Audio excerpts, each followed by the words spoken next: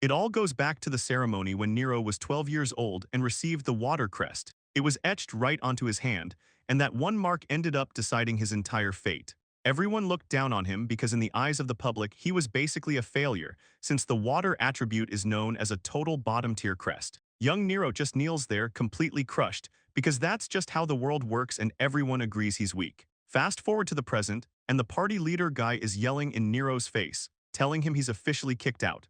Guy isn't being nice about it either, shouting for Nero to pack his bags and get the hell out immediately, leaving Nero standing there at 17 years old, looking like his whole world just fell apart again. He can't believe he was just booted from his hero party, the path of glory. After everything, Nero begs Guy to reconsider, asking how he could do this after they've been together for a whole year. Guy looks at him like he's an idiot and asks if it isn't obvious. The reason is that Nero's water attribute is totally useless, and turns out they only kept him around this long just to have someone to supply them with water.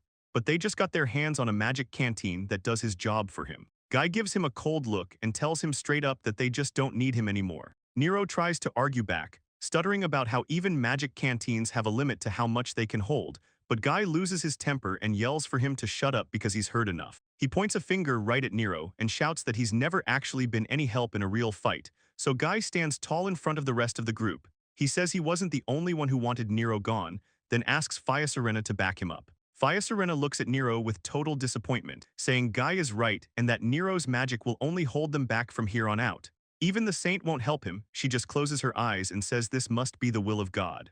Guy tosses a bag of coins toward Nero, yelling that it's his severance pay since he doesn't want to deal with Nero whining about being treated unfairly later on, and the heavy bag hits the floor with a loud thud. Guy points at the door with a mean look and tells Nero to just take the money and get out of their sight, while he takes it a step further, demanding that Nero leaves the town entirely while the rest of the party just watches. Guy threatens that if he finds Nero still in town later, he'll personally crush him with everything he's got, leaving Nero standing there shaking. He looks down at the bag and asks what the hell he's supposed to do with that. Nero tries to stand his ground, saying he won't accept the money with those conditions, but Guy grabs him by the collar and tells him to shut his mouth. Guy's eyes are full of rage as he gets right in his face, stating that the money is strictly for his severance and nothing else. He makes it clear that he's not taking back something he's already given away, and ends it by telling Nero to just take the cash and get the hell out of there for good. Guy finishes his threat, yelling that Nero better move it if he doesn't want to get hacked to pieces, and Nero just stands there looking completely stunned, clutching the heavy bag of coins while reality finally starts to sink in. He eventually gives up and tells them he gets it, turning around to walk out the door for the last time. Nero finds himself standing in the middle of the town street, holding his severance pay and looking up at the sky. Just then, a local priest called Father spots him and asks why he looks so down, and Nero recognizes him right away. Nero explains that he actually just got kicked out of his party, which leaves the old man pretty surprised by the news. The father asks if he's still planning on being an adventurer despite everything that happened, and Nero gives him a smile, saying he's definitely staying in the game even if he's back to working alone now. The old man is glad to hear it, and asks if Nero can go back to helping the church out by providing them with water. He mentions that he has a lot of trouble getting his healing magic to work when he uses just any regular water. Nero tells the old man he'd be happy to help out with the water, and they head over toward the church together, walking through the quiet streets. Nero stops in his tracks when he sees something new on the property. He asks if that was actually there the last time he visited, but Father explains that they had a small earthquake just the other day, and apparently the ground sank, which caused this old structure to show up. He tells Nero that it's supposedly called a well from way back in the day, and ancient people used to use these things just to get their water. Father tells him to take a look if he's curious while he goes to find some bottles, so Nero says he's on it. Then he leans over the edge, figuring that water must have pooled at the bottom for the bucket to work, and decides he's going to try filling it up with some of his own magic. Nero starts casting his water supply spell right over the well and thinking about how water is everywhere now since every town has plumbing, making his magic feel even more useless, especially since it's only good for annoying monsters in a fight. He's always wondered if there was something more he could actually do, so he eventually figured out how to make water that restores mana. But that didn't help because Guy's rich hero party could already afford plenty of real potions, making his hard work feel pointless.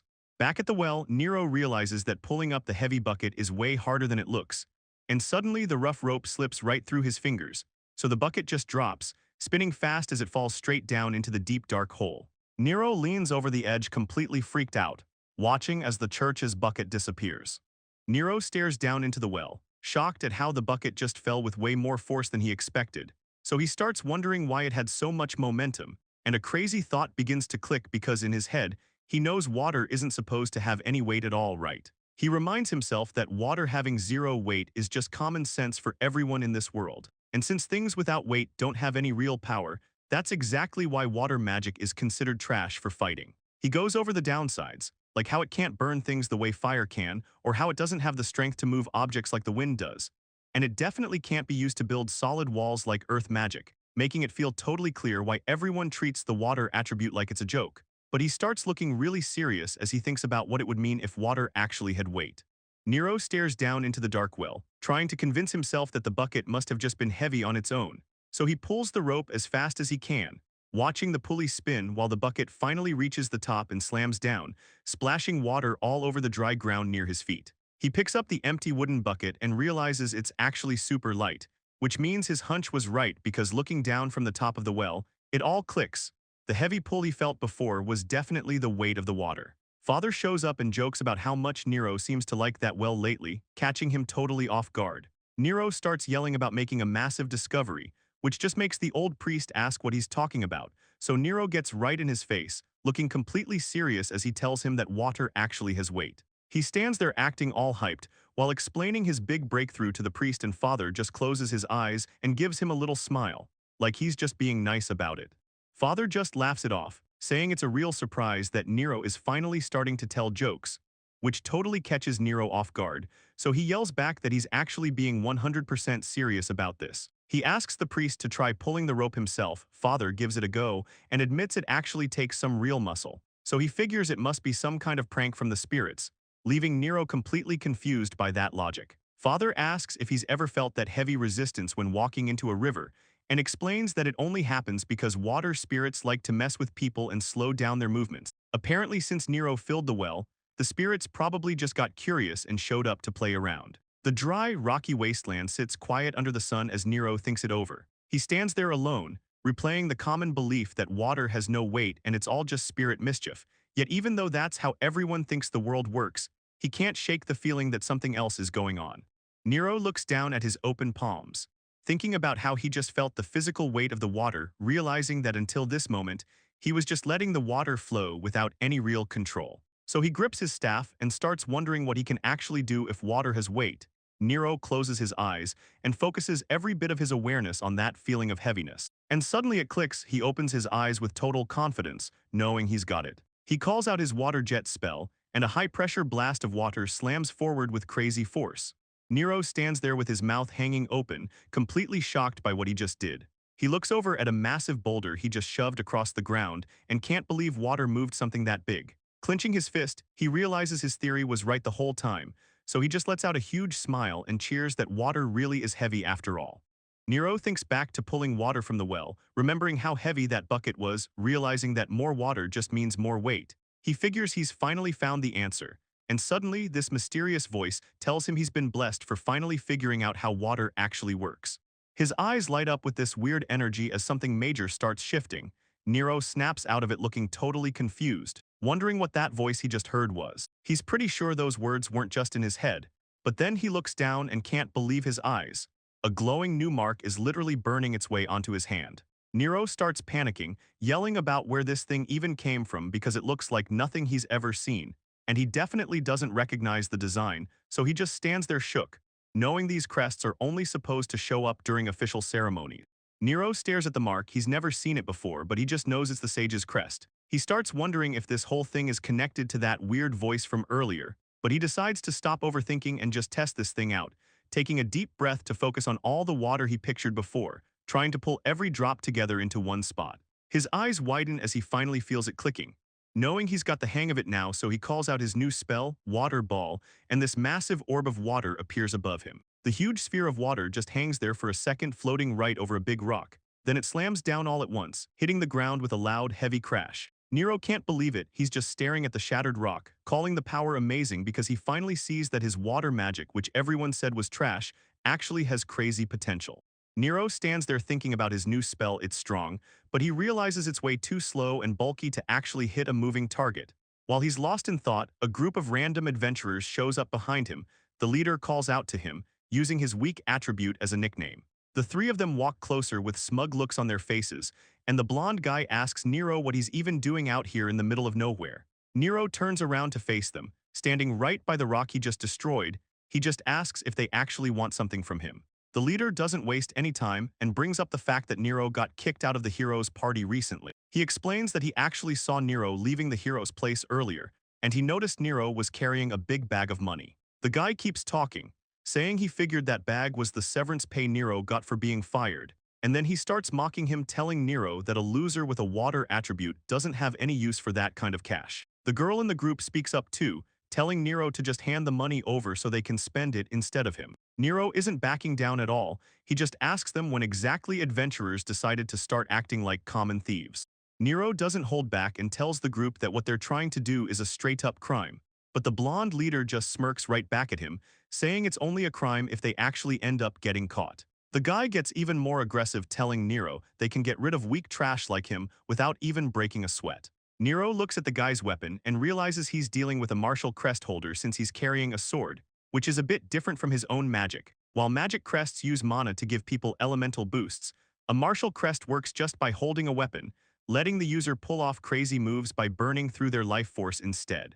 The leader decides he's done talking and yells for them to finish this, activating a skill called Severing Enhancement as he draws his blade. Nero watches him move and realizes the guy is actually trying to kill him, so he says he can't just stand around and let that happen. He starts focusing his power, picturing the way he gathered water in that well and compressed it all together. Then he concentrates on forcefully releasing all that built-up pressure toward a single point to stop the guy's attack. Nero focuses all his energy into the small orb of water between his hands, saying it's time for some water magic, and he lets it rip, shouting "heavy water bullet" as a massive blast of pressure tears through the air.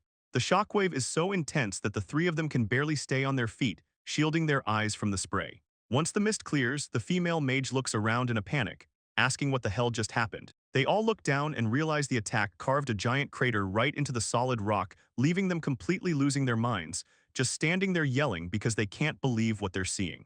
Even Nero is a bit surprised by the results, seeing how he just became unrivaled, using what everyone calls the weakest magic. The leader starts sweating and points his sword at Nero, accusing him of cheating by hiding a magic bomb in his clothes. Nero just gives him a blank look and tells the guy straight up that was definitely just water magic. But the leader isn't having it and screams that it's total bullshit because there's no way water magic could ever hit that hard.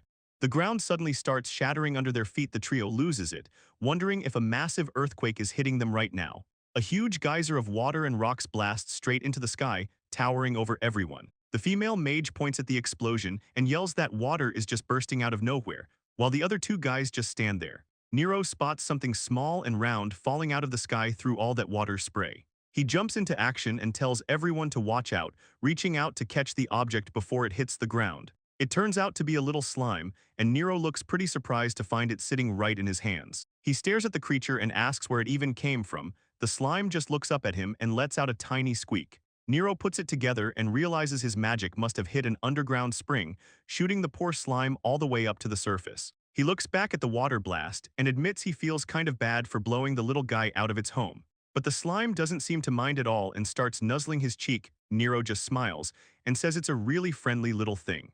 The blonde leader of the trio laughs and tells Nero it's great that a slime wants to join his party, even though he's clearly just being a jerk. He says it makes total sense that a water attribute loser would team up with a shitty trash slime, and the little creature actually seems to understand the insult. It starts vibrating with rage, while Nero desperately tries to tell the little guy to calm down before the female mage chimes in. She glares at them and calls the slime cheeky, clearly annoyed by everything that's happened. She yells at Nero, claiming he probably just rigged that last magic trick anyway, and she's not going to let it slide. She grabs for her staff and tells Nero she's about to teach him what real magic actually looks like because she's convinced her wind magic is way better. She laughs and says there's no way water magic could ever block her attacks, but just as she starts to cast, the slime suddenly launches itself straight into the air.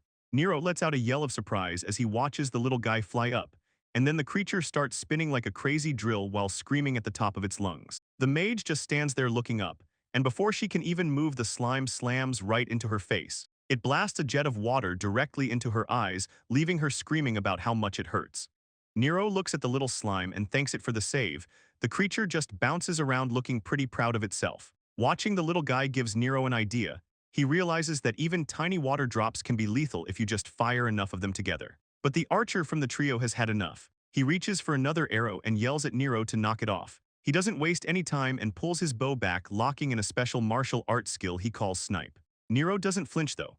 He holds up his hand as water orbs form on his fingertips, calling out his own move, water gun. The arrow flies through the air, but Nero's water shots are way faster. They collide midway and completely shatter the arrow into pieces. The archer just stands there with his mouth open. He can't believe his best shot just got trashed by a basic water spell. Before he can even react, the rest of the water blasts slam into his chest. The force is so strong he just lets out a scream. He hits the dirt hard with his armor cracked wide open. The blonde leader sees his buddy go down and starts to panic. The mage tries to step up and finish her wind spell, but she's shaking so much she can barely get the words out. The mage isn't backing down and swings her wand, shouting for a wind blade to cut Nero down. She doubles down on the pressure, calling out a wind hammer spell that sends a massive vortex spinning, but Nero is ready for it, calmly pointing his wand up and conjuring a huge water sphere in response. The two spells slam into each other with a massive crash, splashing water and wind all over the place. The mage is completely shocked. She can't wrap her head around how basic water just cancelled out her wind. Nero just looks at her and explains that his water is actually heavy, which is why it packs so much power. She starts shaking and calls him an idiot, yelling that there's no way water can be heavy at all. She's losing it, screaming that water magic is useless for attacking, and he must be using some kind of trick, refusing to accept it. She charges up more energy and yells that her wind would never lose to just water. Nero grips his wand with both hands, telling her if she's using wind hammer again, then he's got a special move of his own. Nero lifts his wand and calls out his iron hammer of water spell. This massive sphere of water hangs over the mage, who just stands there totally frozen and scared. The spell crashes down with a huge splash and she screams as the heavy water hits her full force. The blonde swordsman can't believe what he's seeing. His teammate is face down on the rocks, completely out of it. Nero looks right at him with a calm smile, saying he's the only one left and asking what his next move is. The guy grunts and starts panicking, quickly reaching into his gear for a last resort while a magic circle glows around his feet. He yells that Nero is going to pay for this, but he vanishes into thin air. Nero just stands there, realizing the guy used a teleportation scroll to get away. He's not too worried about it, though. He just says he's going to report the whole group to the guild. Nero turns to the little slime and thanks it for fighting with him, and the little guy just chirps back happily. The little slime starts rubbing against Nero's leg, looking totally happy. Nero watches it and starts wondering if the little guy has actually gone attached to him, and if that's the case, he kneels down on the rocks to get on its level. He looks the slime right in the eyes and asks if it wants to come along with him on his journey. The slime starts bouncing all over the place, chirping and making happy noises. Nero just watches with a surprised smile, seeing how excited the little guy is to join up. And he can't help but smile, thinking to himself that maybe this was all fate. He quickly laughs it off as just a joke, but he's clearly happy about it. Nero reaches out to pet the little guy, asking what he should name it.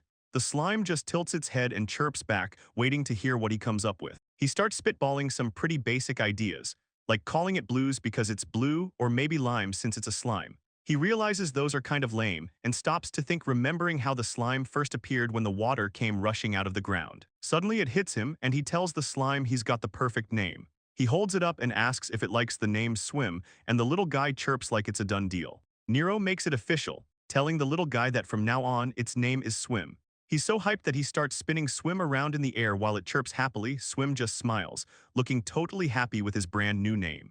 Nero stops for a second, looking closely at Swim and wondering if the little guy just gave off a weird glow. But he watches the slime bounce around in his hands and decides he's probably just seeing things. He gives the slime a big hug and tells Swim they're going to be best friends from now on, and Swim just chirps back. Later on, Nero meets up with Fleur, who slams her hands down and yells about him getting attacked by those adventurers. She starts shaking Nero like crazy, asking if he's okay over and over until he finally tells her she needs to take a breath and calm down. As they talk about how crazy it is that registered guild members were acting like a bunch of highwaymen out there, Fleur gets a real serious look on her face and tells him she's going to report this and put out an official wanted notice on that trio. Nero looks pretty relieved to hear that and thanks her for looking out for him, but then Fleur notices what's on his shoulder and totally loses it, asking if that's a real slime sitting right there. Nero just plays it cool and explains he found Swim in the forest and decided to keep him since they got along so well. Fleur looks at the little slime and mentions that slimes like Swim are actually pretty common as pets, and she follows up by telling Nero she's just really glad he managed to make it back to the guild safely. She explains that even though those attackers were total scumbags, they were actually high-level guys, so it's crazy he outran them. Nero speaks up and corrects her, saying he didn't actually run away, he used his magic to fight them off while Swim chirps. Fleur just stares at him for a second, looking completely stunned by what he just said. Then she gets all worked up and tells him there's no shame in running, because it's actually a really important tactic. She tells him he doesn't have to act tough for her and promises to get those guys caught, so Nero just awkwardly goes along with it. He realizes right then that he knew she wouldn't believe he actually won that fight on his own, but he just smiles, figuring he'll just have to change everyone's mind about water magic through his actions while Swim naps. Fleur shifts the subject after a moment and points out that he seems to be all on his own today. Fleur notices Nero is standing there alone and asks what happened to the rest of his party, which makes Nero pretty nervous as he admits he actually ended up leaving the path of glory. Fleur loses it and asks how that could even happen while Nero just tries to explain the whole mess. She takes a second to process it and realizes he didn't just leave, he actually got kicked out. She sighs and says she'll handle his withdrawal paperwork, mentioning Guy will probably come by later to finish his end. So Nero pulls out the completion certificate from the priest and asks if he can turn in a heavy bag of coins too. Fleur looks at the bag and is totally shocked by how much is in there, asking him where he even got it. Nero just gives her a casual smile and tells her it's basically like severance pay for being let go. Fleur thinks the hero's party is actually being super generous, but Nero just laughs it off. Then she gets serious again and points out that being a water user is going to make things really hard for him now.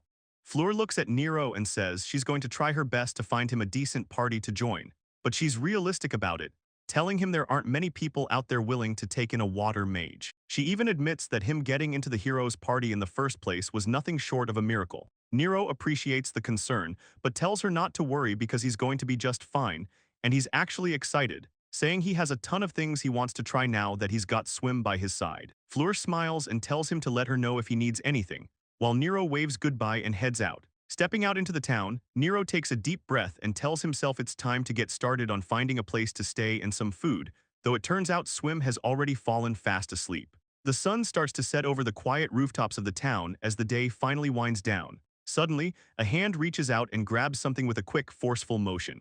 Guy walks up to the counter and tells Fleur he kicked Nero out, so he needs to process the withdrawal. But Guy is completely blindsided when Fleur tells him that Nero already came by and finished the paperwork himself. Fleur looks pretty upset, asking why Guy would even do that after they worked together for a whole year. Guy just brushes it off with an annoyed look, saying Nero simply wasn't a good fit for the party, and then he asks if the kid actually left town yet, which just makes Fleur stare him down even harder. Fleur snaps at him, asking what that's supposed to mean and saying Nero doesn't have to leave town just because he's solo. Some big guy suddenly puts his arm on Guy and says he disagrees, asking the hero Guy for some backup. The big guy keeps talking, admitting that he never really liked Nero in the first place, and he thinks it's a mistake to let a piece of garbage like that just run around their town. He starts pitching himself to Guy, saying he wouldn't mind joining the party since he'd definitely be more useful.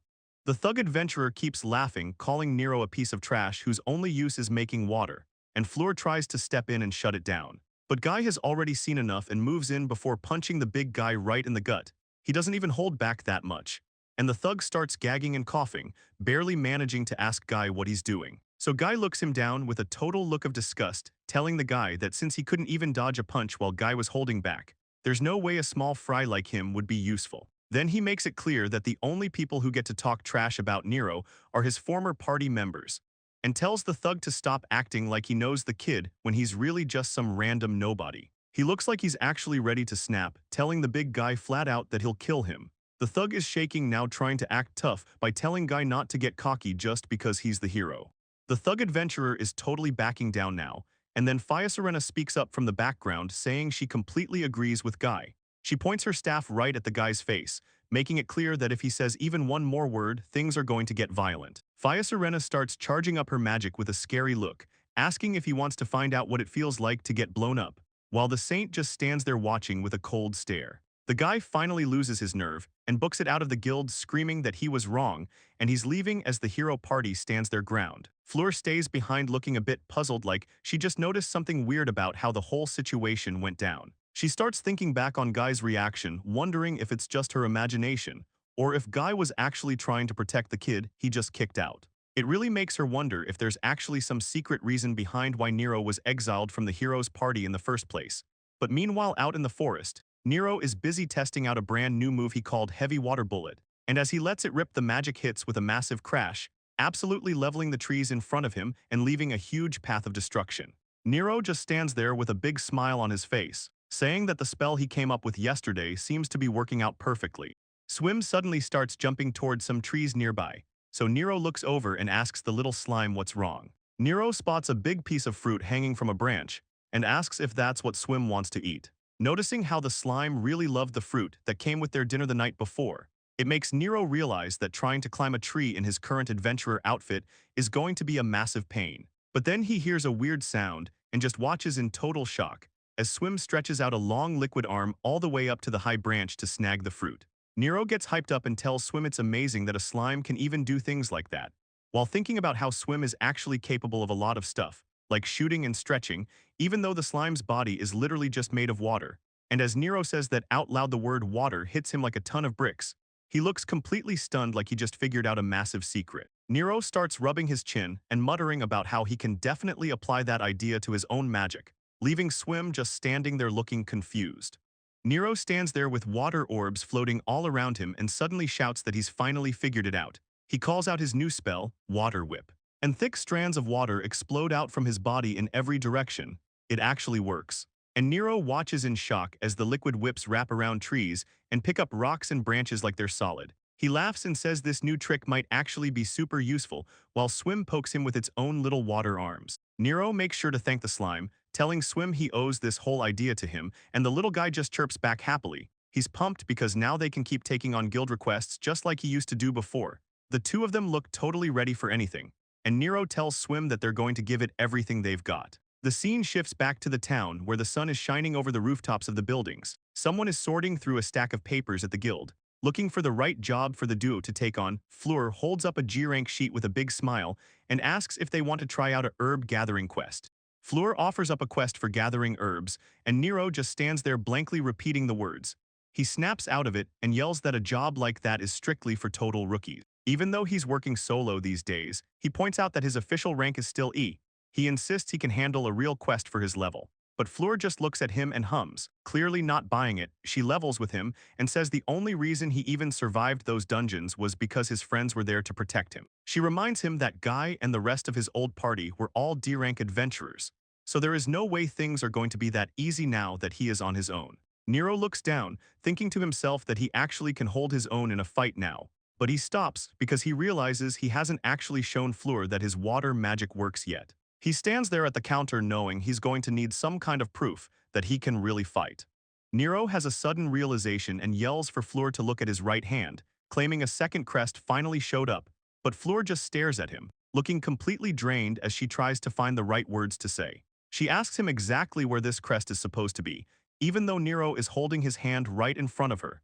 Nero gives a shaky reply, starting to get worried that she's actually being serious about not seeing it. He shoves his hand even closer to her face, insisting it's right there, until Fleur finally just gives in and says she sees it. She mutters to herself about Nero being at that age where kids start acting weird, which leaves him totally confused. Fleur keeps going, saying she understands how he feels like some special secret power is finally waking up inside him. She laughs it off as a phase that every teenager goes through, while Nero just loses it, realizing she thinks he's just making stuff up.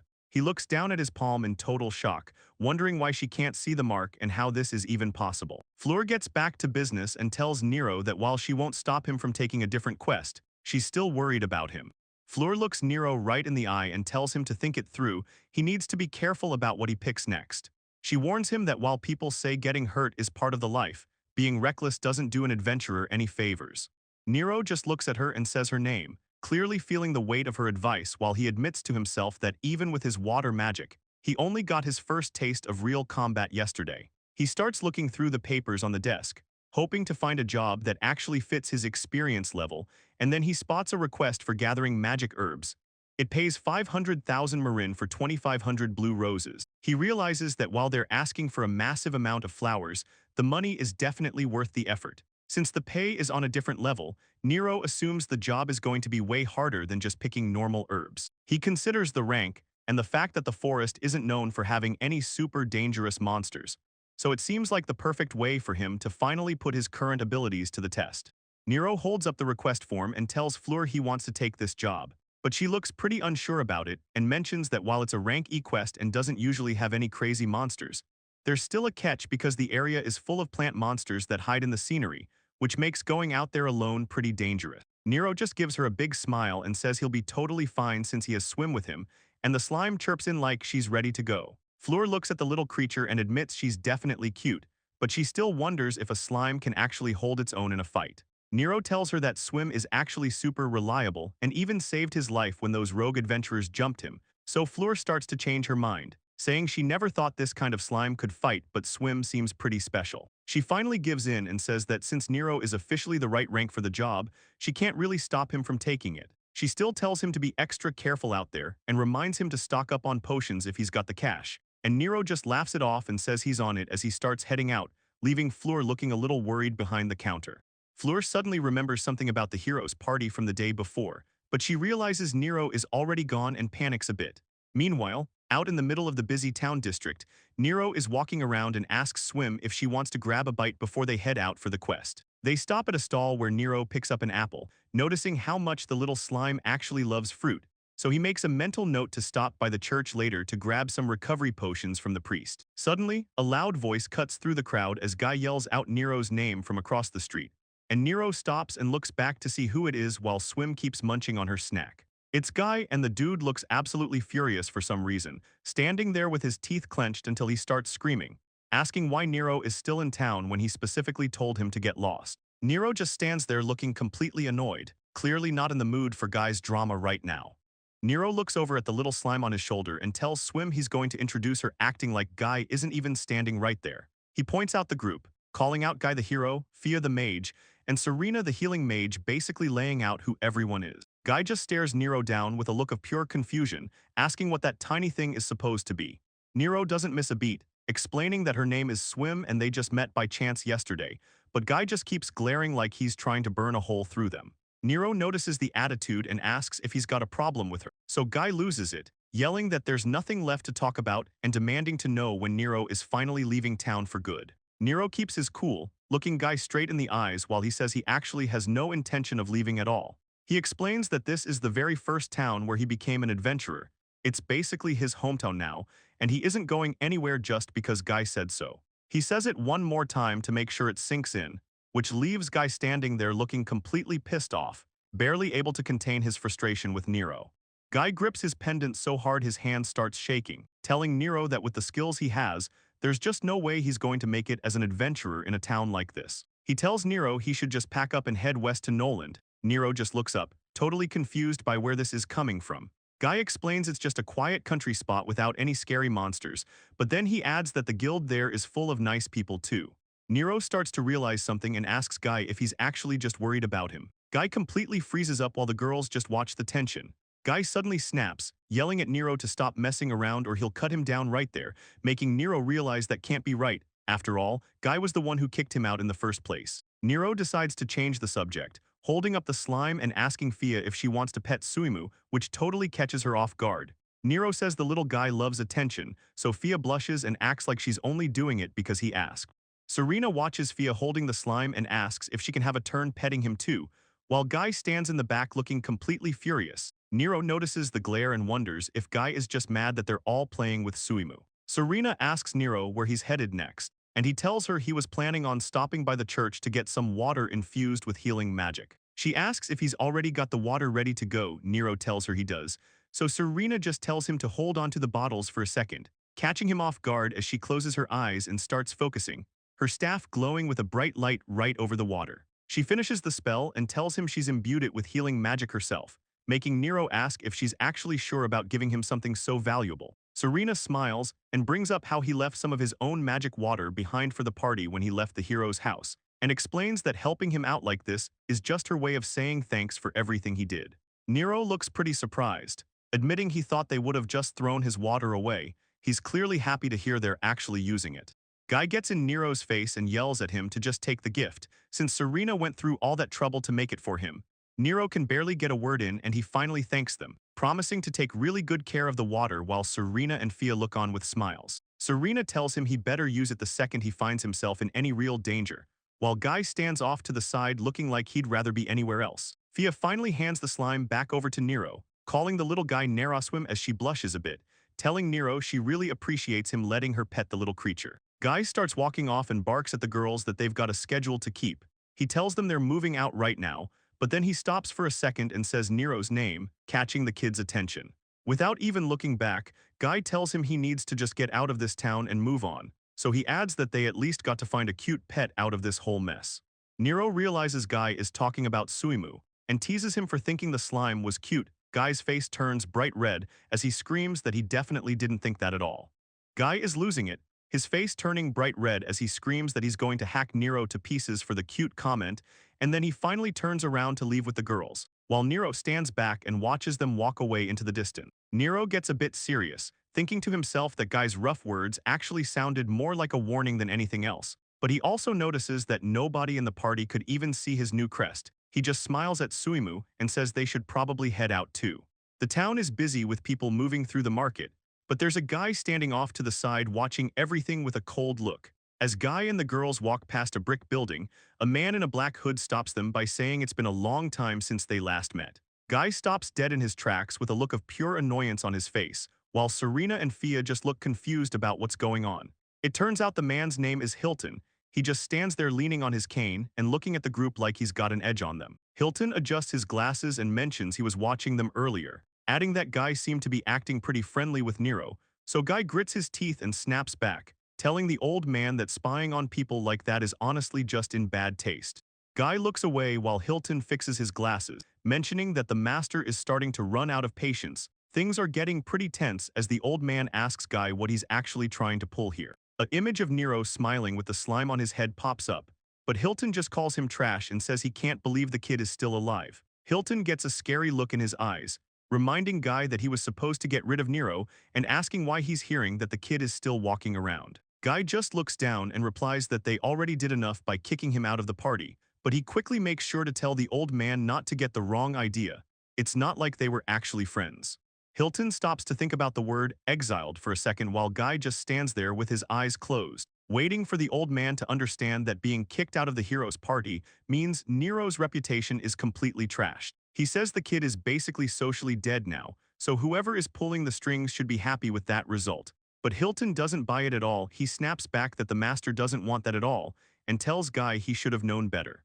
Hilton watches Nero walk away through the window, muttering that the master won't let such trash stay alive. He explains Nero was only exiled because he was too gross for the master to even touch, let alone get his hands dirty killing him, which is exactly why Guy was ordered to do the job. Hilton fixes his glasses and tells Guy that choosing social death over actual death is a problem and way too lenient. He gets right in Guy's face, asking if he's really planning to defy the master. Fia Serena stands nearby looking totally stressed out while the tension in the room keeps building. Guy tells him he isn't trying to rebel, but he needs the old man to actually use his head since the party is finally getting famous. He explains that killing a teammate, even a useless one, would completely ruin their image. He argues that Lord Jairil should want to benefit from their success, and the Lord definitely wouldn't want a stupid move like a murder trial trashing his own reputation. Hilton rubs his chin and admits that Guy actually makes a pretty good point, explaining that if Guy, who was basically adopted by the Axis family, can actually make it as a top-tier hero, then the master will definitely be proud of him. The old man turns around to leave, telling the group he gets where they're coming from, but that doesn't change the fact that the master isn't going to be happy with just a reputation boost. He looks back with a cold stare and says since Guy won't do it, he'll be the one to kill Nero. Guy loses it and starts yelling, asking why the hell he's making crazy decisions like that on his own, but Hilton just ignores them and keeps walking, even as Guy and Fia Serena shout for him to stop. While all this is going down, Nero is just walking around with his slime friend on his head, totally unaware of the danger as the sun shines through the quiet forest trees. Nero makes his way deep into a quiet part of the forest filled with roses, but he isn't alone, as a group of tree monsters starts moving in the grass. One of the big ones lets out a rough groan while the others just watch, forcing Nero to act fast. He calls out his water gun spell and sends sharp jets of water blasting right into the monsters. He looks pretty satisfied with the hit, watching the water droplets fly everywhere, but then he almost loses his footing. He yells out as he has to dodge some vines suddenly lashing out at him from the dirt. Nero fires off another water gun to keep them back, splashing the water against the thorny vines crawling his way. He stops to think for a second, realizing that even though treants are huge targets, fighting plant types like this is a real pain, mostly because monsters that blend into the woods are basically impossible to aim at properly. He considers his options, but knows he can't use water ball or water hammer since the blast would probably destroy the blue rose he's trying to find. On top of that, he remembers that his water whip didn't do a thing to those vine types earlier, leaving him stuck trying to figure out a better plan. Nero stops to think, realizing that cutting is usually the best way to handle vine monsters. But he realizes that even his smaller or more flexible spells like Water Gun and Water Whip still have a lot of power. He starts focusing his energy, figuring that if the weight of the water doesn't change when it shifts, then he should be able to make the stream way thinner and sharper to get the job done. Nero stands his ground in the clearing as he lets the new magic fly, and the pressurized water slices through the thick forest vines like a razor. Looking pretty confident, Nero officially names his new move Water Sword, telling the slime that this should make fighting plant monsters a total breeze while the little guy cheers him on. Fighting isn't really the main problem anymore though, because Nero just thought of a huge setback, wondering how they'll even carry 25-0 blue roses back, especially since they've only gathered 200 so far. Nero sits by the trees looking pretty stressed, thinking about how hard it's going to be to gather all those roses while dealing with monsters. But when he looks over, he's confused because the pile of blue roses just vanished. He asks where they went while Swim lets out a tiny burp, and then the slime just spits the whole pile back out. Nero is totally shocked by what he's seeing, realizing that Swim's body can actually store things inside of it. He's hyped because this makes their whole mission way easier than he thought, so he tells the little guy that even though it's a big job, they just have to keep pushing until it's finished. Swim chirps back and they get back to work. After a while, Nero checks their progress and sees they only have 200 left to go, telling Swim that once they grab the roses in this area, they'll finally be done for the day.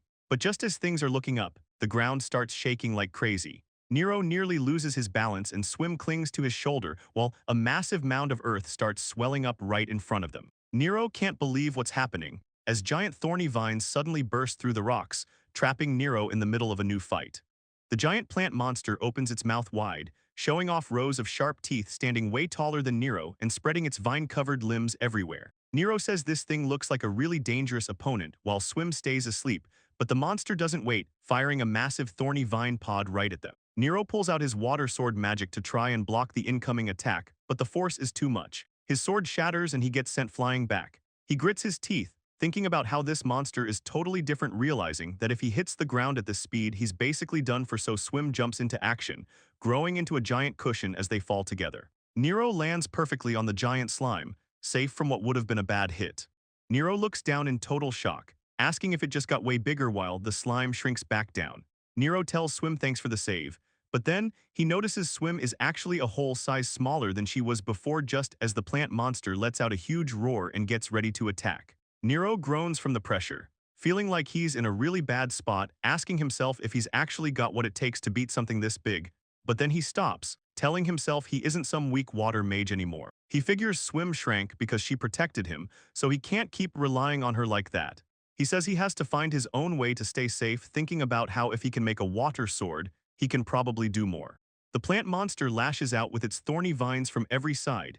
Nero stands his ground as he calls out his Water Guardian's shield spell, creating a massive barrier of water that blocks the heavy strikes just in time. Nero looks through the water, glad the magic actually worked, but watching the vines slam against his shield makes him realize that just defending isn't going to get the job done. He's been holding back his strongest spells to keep his friends safe, but he decides he can't afford to play it safe anymore. He starts a new chant for a huge attack called Heavy Water Bullet, and the massive blast of water completely wrecks the monster, clearing out all those annoying vines in one shot. Nero gets ready to hit the main body next, but right as he goes for it, a fresh vine sprouts back out from the stump like it was never even hurt. Nero can't believe it, realizing the thing just keeps regenerating forever. The massive plant monster suddenly stops its direct assault, and Nero watches as the thorny vines start retracting. Nero is confused for a second, wondering why the thing is pulling back right when the bulb at the center of the monster snaps open, firing a bunch of pods straight up into the sky. Nero looks up through his shield and realizes the real attack is coming from above. A thick, dark liquid starts raining down in a heavy downpour, splashing hard against his Water Guardian shield. As the fluid hits the floor, it starts sizzling and eating through all the grass and leaves nearby. Nero jumps back to keep his feet clear of the spray, realizing the liquid is actually acid. He knows he's completely done for if even a drop hits his skin, but while dodging, he catches something interesting about the way the monster is positioning itself. He thinks he sees a regular pattern and gets ready to make his move. Nero stands back as the ground beneath the plant monster starts to shake, and a massive thorny vine whips out, forcing Nero to sprint across the rocks to stay clear of the strike. He looks back with a smirk and asks if the monster really thought it had him cornered. He tells the beast it's got the whole situation backwards because he's the one who lured it here.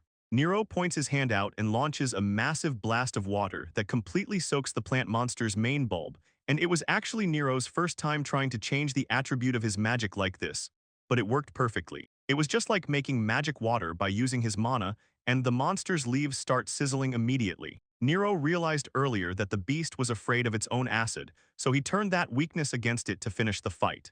Nero stands back as the monster melts into a dark puddle. He says he moved the fight earlier so the blue roses wouldn't get ruined. Looking down at the mess, he spots something glowing in the middle of the sludge and picks it up, realizing the creature actually dropped a magic stone. He takes a second to sit down with the little slime, suddenly remembering that the little guy got hurt during the chaos. Nero checks himself over and says he's all good now, mostly because he has Serena to thank for her help, but he gets worried seeing how small the slime Swim has gotten and asks if it's really okay. The little guy just bounces around happily, so Nero asks if it wants a dose of the water of life to recover. Swim just shakes its head no, which leaves Nero a bit confused about what it actually needs, until he asks if it just wants a normal drink of water instead. The slime immediately dives in and starts slurping the water right out of Nero's cupped hands. Swim bounces around with a happy chirp, and Nero can't believe it. It turns out that just giving the little guy some water is all it takes to get him back to normal. Nero decides it's time to wrap things up, so he tells Swim they should finish gathering the roses and finally get out of there. Moving on, the scene shifts back to the town where the large guild building stands inside. The guild staff look totally stunned by what they're seeing. Fleur asks if everything was really inside the slime, and the guild worker admits he's never seen one do that. Nero just smiles, confirming that's the whole haul. While they're still in shock, Nero holds up the magic stone he found and asks if they want to take a look at the loot from the monster he took down. Fleur says that would be a huge help since they can use it to identify the creature, so she prepares to hand it over to the team in charge, while the guild worker mentions that checking out all those blue roses is going to take a solid 2 or 3 hours. Nero figures that's fine and tells Swim they might as well go find some late lunch while they wait for the results. He starts to head out with the slime on his shoulder, but suddenly someone calls his name from across the room, making him stop and look back. Fleur stares at the magic stone, looking totally floored. She asks if Nero was really the one who took down the monster it came from, and Nero just gives her a casual smile, confirming he handled it using his water magic. The guild staff stay quiet, completely stuck in place while Nero tells them he'll just head out and come back later. The guild worker starts laughing in the back, saying that water is way too weak for real combat and Nero's gotta be joking, but everyone knows magic stones are a huge deal. They're super rare items that only show up in specific mines every once in a while. Powerful monsters and beasts carry them too, but those creatures are usually way too tough for a normal person to handle. Fleur looks down at the crystal in her hand, realizing that if Nero actually got his hands on this, then the stone is basically the ultimate proof that he really killed the monster. She still can't wrap her head around it, wondering if he really did something that crazy with an element as weak as water. While the guild is busy freaking out, Nero just strolls through town and asks Swim if they should go kill some time or just grab lunch first. Swim is in a great mood, making happy little squeaks while Nero walks along holding him close. And Nero notices the slime is acting just like before, so he asks if it's time for some fruit or maybe a drink with lots of water. But as they turn a corner, Nero spots 3 people in heavy cloaks just standing there in the middle of the street. Thinking they look way too shady to be up to anything good, he decides they should probably just steer clear and keep walking. Just as he tries to move past, one of the cloaked guys suddenly steps right in front of him, and Nero's heart drops when he realizes he's walked right into a trap. He lets out a yell as a hand reaches out and snatches Swim right off his shoulder in one quick move, yelling for Swim to come back. Nero realizes his body feels totally heavy and weird while he watches the thief bolt with his friend. The guy disappears around the corner of the tall buildings, but Nero isn't about to let them get away, so he forces himself to run and chases the 3 cloaked figures down the alley. Nero stops dead in his tracks, looking completely shocked at the group blocking his path in the alleyway. The big thug from the guild stands there with his arms crossed, acting all smug while he says hi and mentions how Nero seems to be doing pretty well for himself. Nero is fuming, demanding to know why they'd mess with Swim and what they're even trying to pull by luring him out here. The thug just grins and explains that the cloaked guys are his underlings, and because of Nero, they aren't even allowed to be adventurers anymore. He says that as their boss, he can't just sit around and let some little punk like Nero disrespect his crew, so he's taking it personally. He adds that because of Nero, Guy ended up humiliating him in front of everyone back at the guild. Nero looks at him like he's crazy, asking what some grudge against Guy has to do with him specifically. He just can't believe this guy would go through all this trouble and kidnap his friend over some petty resentment.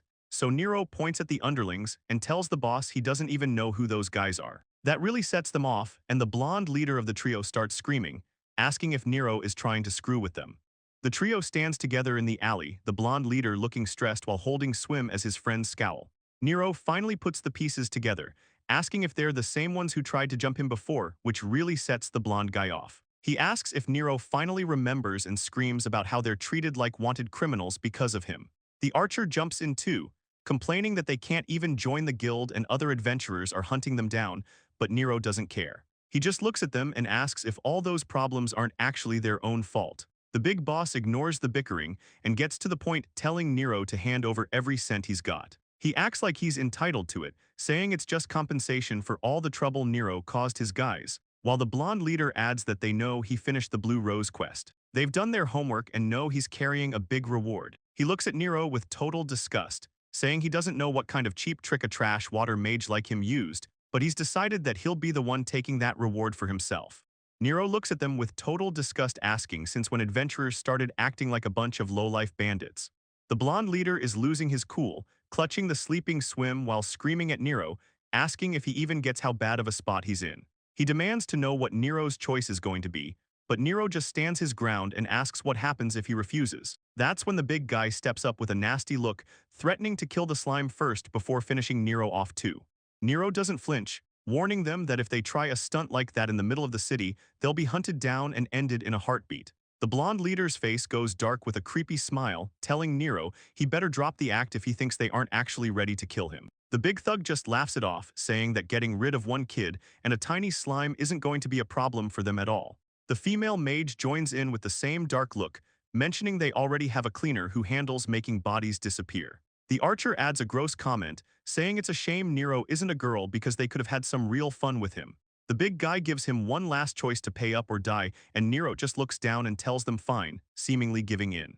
Water splashes everywhere as Nero makes his move, catching the guys completely off guard while the blonde leader gets hit right in the face. He's blinded and totally loses his cool for a second. Nero doesn't waste any time, yelling out for a water whip and swinging a long stream of water toward the leader. The guy can't even see what's happening as Swim gets yanked right out of his arms. Nero catches the little slime and tells him welcome back, and Swim just makes a happy little sound, glad to be safe again. The archer is fuming though, complaining about Nero using more of those weird magic tricks, so he and the mage both launch an attack at once, firing off wind blades and a triple shot of arrows. Nero just stands his ground and calls out a guardian shield. A huge wall of water appears and blocks everything they throw at him. The two of them just stare, totally shocked that their best hits did absolutely nothing, and that's when Nero holds up his hand, starting his next spell to show them he's not playing around. Nero doesn't give them a chance to breathe and calls out his water gun spell, firing off high-pressure blasts that hit the archer and the mage right in the face. They're both completely soaked and struggling to see. But the blonde leader isn't done yet, jumping down from a roof to ambush Nero from behind with his sword, though Nero manages to sidestep the attack just in time, making the guy slam his blade into the ground. The leader just grins and says he might have dodged once, but now Nero is right in his hitting range. He triggers a martial art called Severing Enhancement to finish the job, but Nero blocks the strike with a solid blade of water. The leader is losing his mind, asking how it's possible to make a sword out of water, but he tries to act tough, saying no matter the trick, he's still the better swordsman. He doesn't get to prove it though, because he starts yelling about his eyes getting burned again as the water spray catches him off guard, leaving him totally open and doubling over in pain.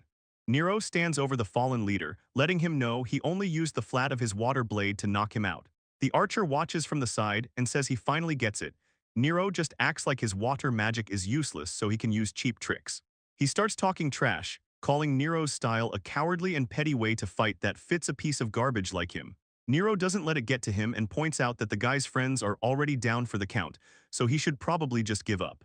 The archer just laughs and says Nero's got jokes, but he's about to drop some bad news. He brags that he's actually the strongest one there, so strong that even if his whole team tried to jump him, they wouldn't have a prayer. Nero is caught off guard, wondering if the guy was hiding that spear in a magic bag this whole time. The archer grins and says his crest is actually the spear, and he's ready to show off a special move. He leaps into the air and triggers a martial art called Knife Spear, making the weapon stretch out to a crazy length.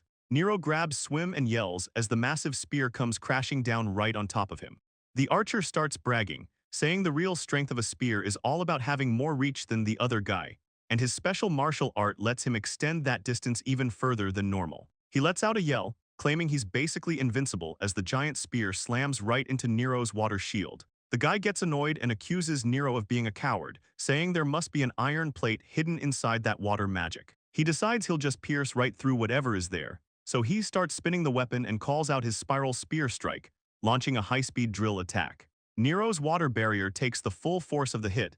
It's a massive amount of pressure pushing against his hand. He can see the tip of the spear grinding away at the water, and it's starting to look shaky. The archer admits the shield is actually pretty tough, but wonders how long it'll last if he just keeps hitting it. Nero realizes that against a spear like that, his defense is going to break.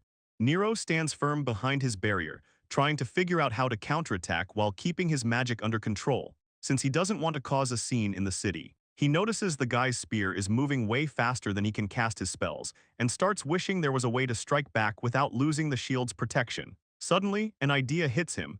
He realizes he doesn't have to choose between offense and defense. If he uses water magic, it might just pass right through his water shield. So he yells out for a water spear and fires a high-speed blast of water from inside his barrier. The guy barely dodges it and loses his mind, completely shocked that Nero could even do that. He calls Nero a coward for hiding a trick like that up his sleeve, but he's already jumping back into the fight, calling out a Rui flurry and unleashing a crazy barrage of stabs.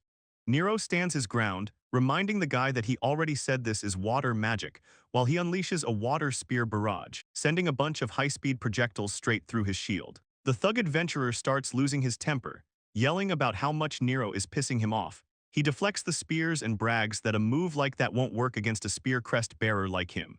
But Nero is already a step ahead and calls out his water whip, sending long coils of water snaking around the guy's defenses. The thug completely freezes up as he sees the water closing in, realizing too late that the first attack was just a distraction to hit him from a blind spot. The water wraps tight around his limbs, but he still tries to act tough, shouting that the trick is useless.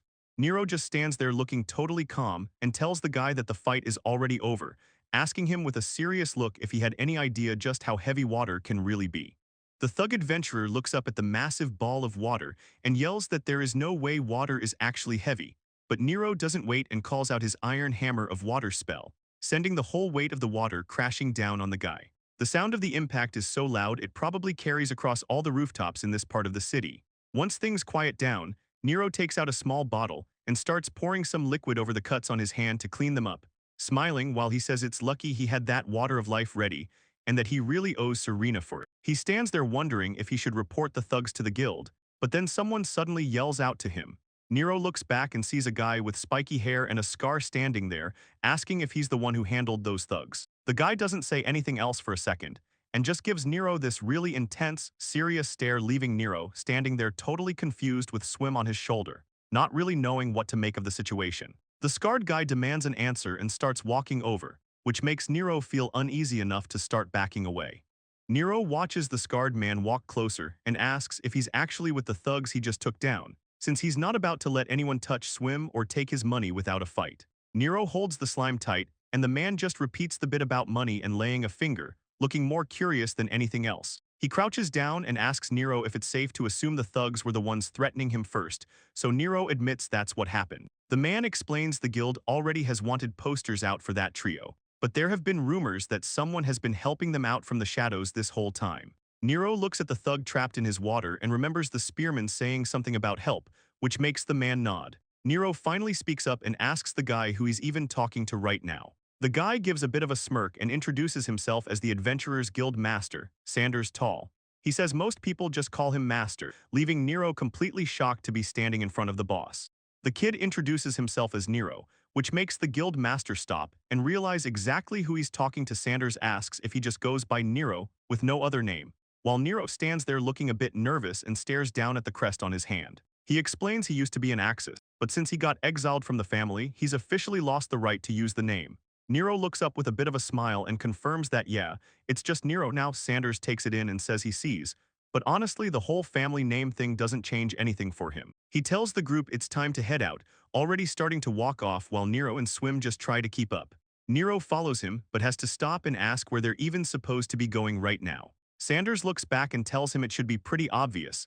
They're heading straight to the Adventurers Guild. Over at the guild, Fleur is busy with some books when she hears them come in and turns around completely caught off guard. She stares at them, wondering why on earth Nero is walking in with the guild master of all people, as Nero just gives a small, awkward smile. Sanders says the timing is perfect and mentions he's going to leave the current situation in someone else's hands. He tells Fleur he's handing over the guys from outside to her, which just leaves her looking completely lost. He goes on to explain how they actually threatened Nero and tried to rob him right there, pointing out they're the ones from the wanted posters. And they even brought their ringleader along.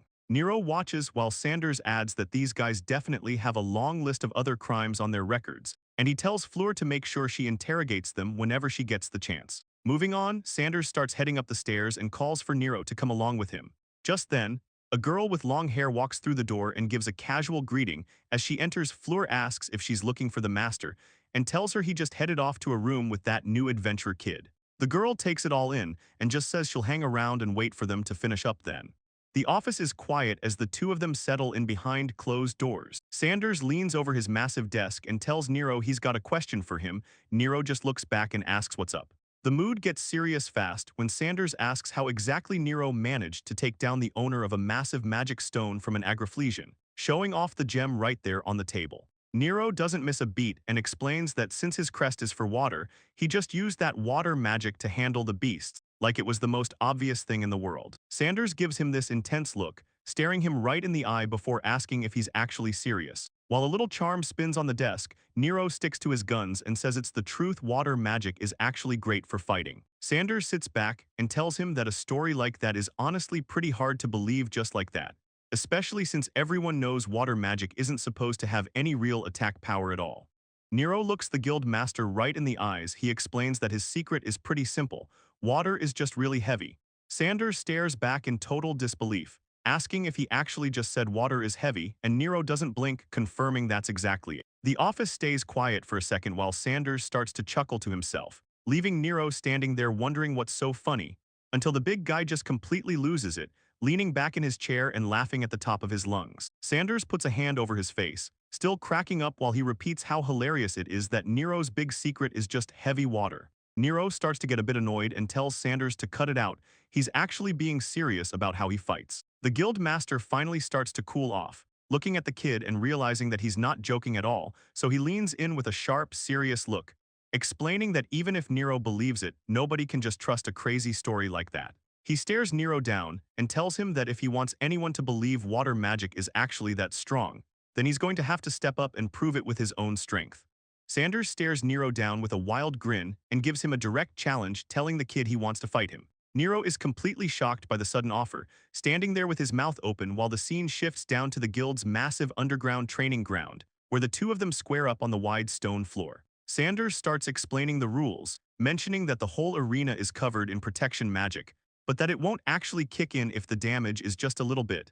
So he tells Nero not to worry about dying and to just go all out against him. Sanders gets a real serious look in his eyes and lets Nero know that he carries both the crest of the fist and the crest of lightning, making him what's known as a composite. He bumps his fists together with a cocky look, telling the kid he better keep that in mind before they start.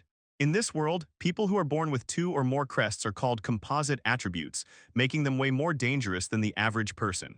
The narrator explains that people who have both magic and physical fighting attributes are known as hybrids, and they usually have some pretty insane moves that combine both of their crests together. Nero realizes this is actually his first time going up against a hybrid, and he's definitely curious about how the guy fights. But then he stops and thinks for a second, wondering where exactly his own, Sage's crest, fits into all of this. But Sanders cuts through his thoughts to start laying out the ground rules for their match. The deal is simple. The first person who can't keep fighting or gets knocked out of bounds is the loser. Sanders gives Nero a cocky grin and offers him the first move, since the kid looks like a standard magic user. Up in the stands, some guy asks if the guild master's opponent is really just a water mage, and another person whispers that if that's the case, the whole thing is going to be over in a few seconds. The crowd is already writing him off, wondering if there's even a reason to watch such a one-sided fight.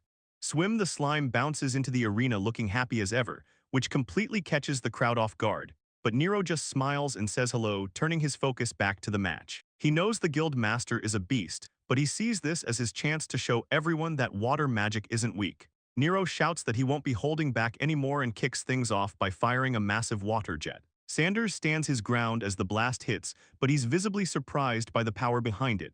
The water splashes everywhere, and the pure pressure starts sliding Sanders across the floor. It looks like he might actually get pushed out, but he just grunts and swipes his arm, cutting through the water like it's nothing. Nero realizes he was being a little too optimistic, thinking he could just force a ring out that easily, so Sanders starts charging in with lightning sparking around his fist, yelling that the real fight is finally starting. Nero realizes he needs a solid defense and calls out his Water Guardian's shield, creating a massive ball of water just as Sanders charges in with a thunder fist. The electrified punch slams right into the shield, sending bolts of lightning spiderwebbing through the water, which completely catches Nero off guard. He can see his defense is failing, and a second later the whole shield just explodes. Nero gets sent flying back as the water splashes everywhere. He catches himself on the ground, thinking he was actually pretty confident in that shield, but he can't believe it only took one punch to wreck the whole thing. Sanders stands there looking at his own hand, clearly thinking about the impact he just felt, and Nero sees it as his big chance. He thinks Sanders is shaken up, so he jumps back into the offensive. He fires off a water gun spell, sending a bunch of high-speed water bolts flying across the arena. Sanders doesn't slow down for a second, throwing out a crazy barrage of glowing punches. He's got this smug look on his face while he tells Nero not to underestimate him. Nero tries to fire back with his water sphere magic, sending a massive blast of water forward, but Sanders is already focused, lightning crackling all over his arm as he gears up. He screams out his thunderous iron fist, slamming into the water with so much force the whole place lights up. Before Nero can even process what happened, Sanders vanishes and shows up right behind him. Nero panics and starts to call for his Water Guardian shield, but he's way too slow this time. Sanders shouts out his whirlwind thunder kick and catches Nero right in the ribs, sending him flying. Nero is in total shock, barely able to breathe as he realizes he couldn't even see the guy move. He hits the ground hard, looking up at Sanders while his vision starts to fade, and he realizes he's blacking out. Nero feels the pressure as he's pushed back. Thinking he's going to get knocked out of the ring soon, he's sweating and looks completely frustrated, cursing under his breath because things aren't going his way. He yells out that he hasn't even done anything yet. Desperately trying to find a way to turn things around, Sanders stops in his tracks, looking totally caught off guard by what Nero is trying to pull off. Nero manages to latch onto Sanders with a long, thin stream of water, and after sliding across the floor, he catches his breath and says that was way too close. Sanders stares at the water wrap in total shock, asking if this is really just water magic too. Nero tells him he's right, and adds that he's still got plenty of moves left in his bag. Thinking back to his old enemies, Nero realizes that maybe he's been holding back this whole time, mostly because the people he's facing now are nothing like the guys who used to target him before.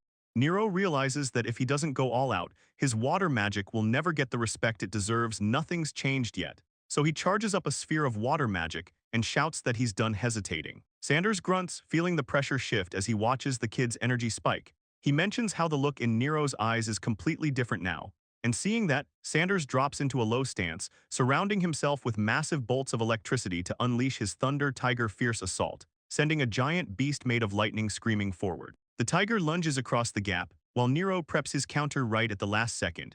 He calls out his heavy water bullet, focusing all that weight into a single point, and smacks the lightning tiger right in the face with the pressurized orb, causing the whole arena to erupt in a massive explosion of water and sparks. The pressurized water orb slams right into the lightning tiger's face, causing a massive blast that sends sparks flying everywhere as Sanders yells out, feeling the full force of the collision hitting him. The arena floor just explodes into a cloud of dust and flying rocks while Nero stays back, watching the destruction settle. Up in the stands, the other adventurers are just sitting there with their mouths open, completely shocked by the power they just saw. Right then, Swim jumps into the air, chirping happily, and Nero catches the little guy, laughing as he calls out his name while the slime nuzzles against him.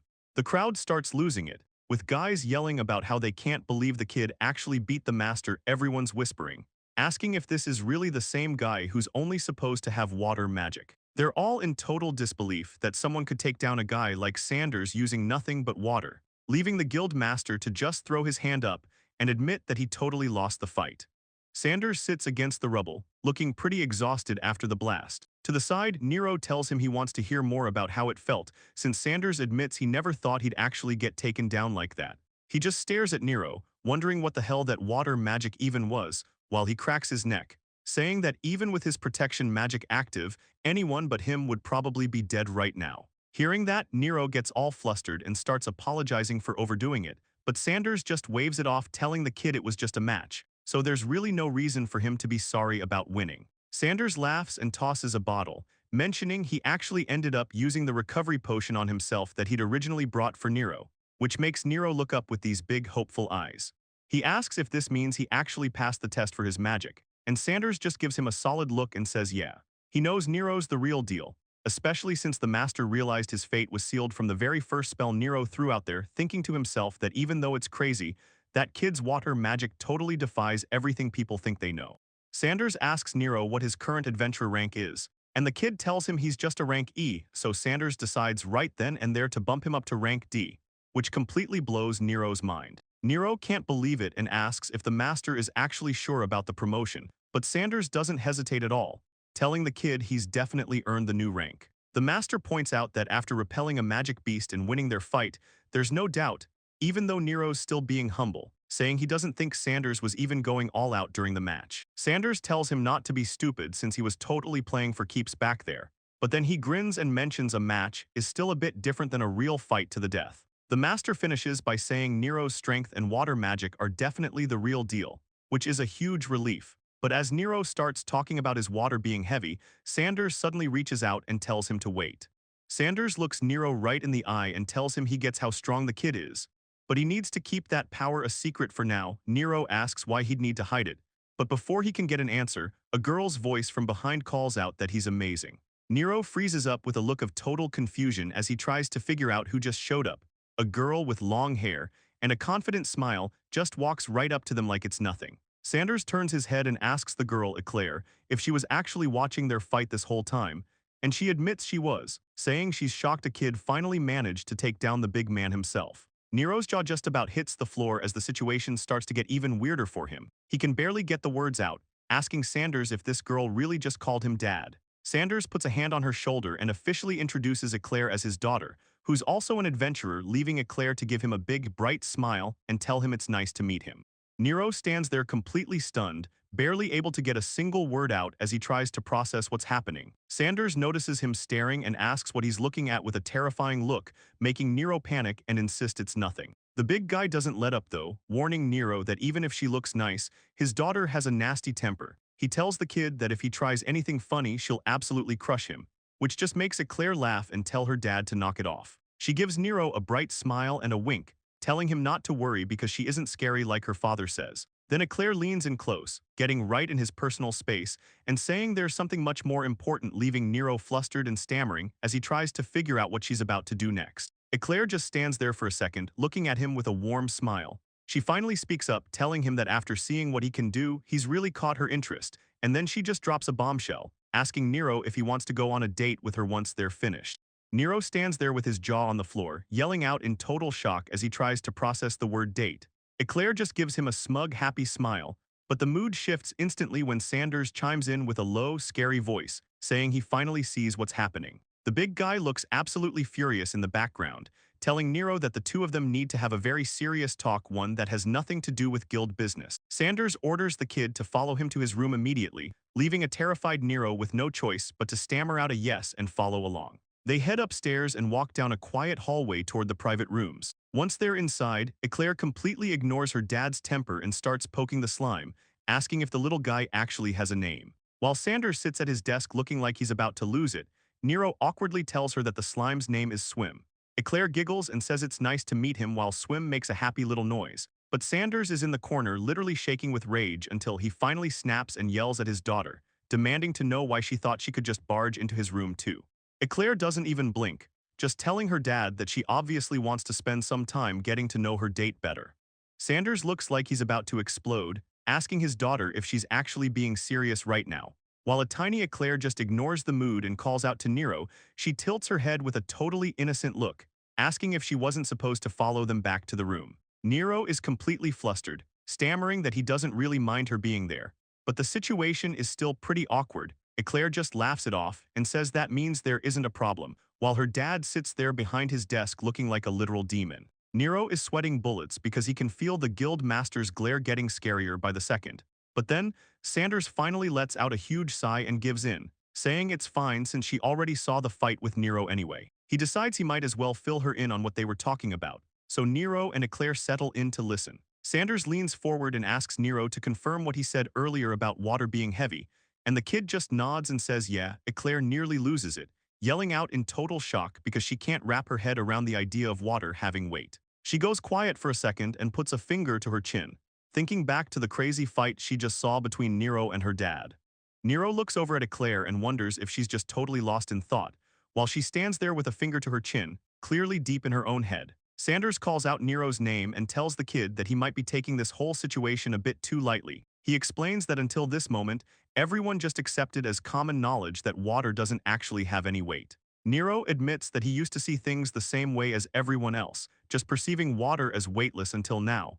But then he says everything changed once he finally realized just how heavy the water actually is. He explains that the resistance he felt wasn't some spirit trick, but the literal power of the water itself. Sanders listens and wonders out loud if maybe the water spirits are just playing some kind of prank on them, but Eclair chimes in, asking if there's a chance the water spirits are actually working together with Nero instead. Sanders shuts that idea down fast, saying that wouldn't happen with just a basic water crest like the one Nero has because actual spirit users are a completely different matter entirely, leaving the group to figure out what's really going on.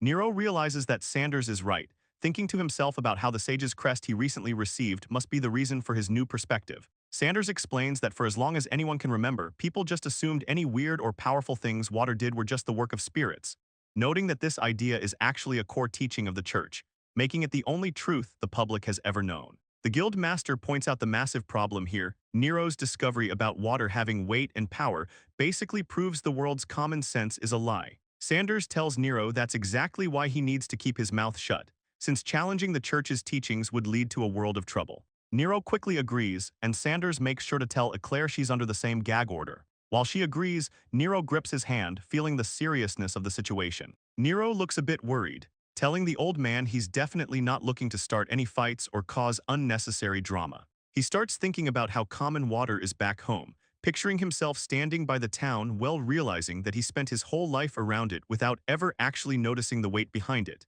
And even back then at that old well, he was completely blind to the true power hidden within the water he used every day.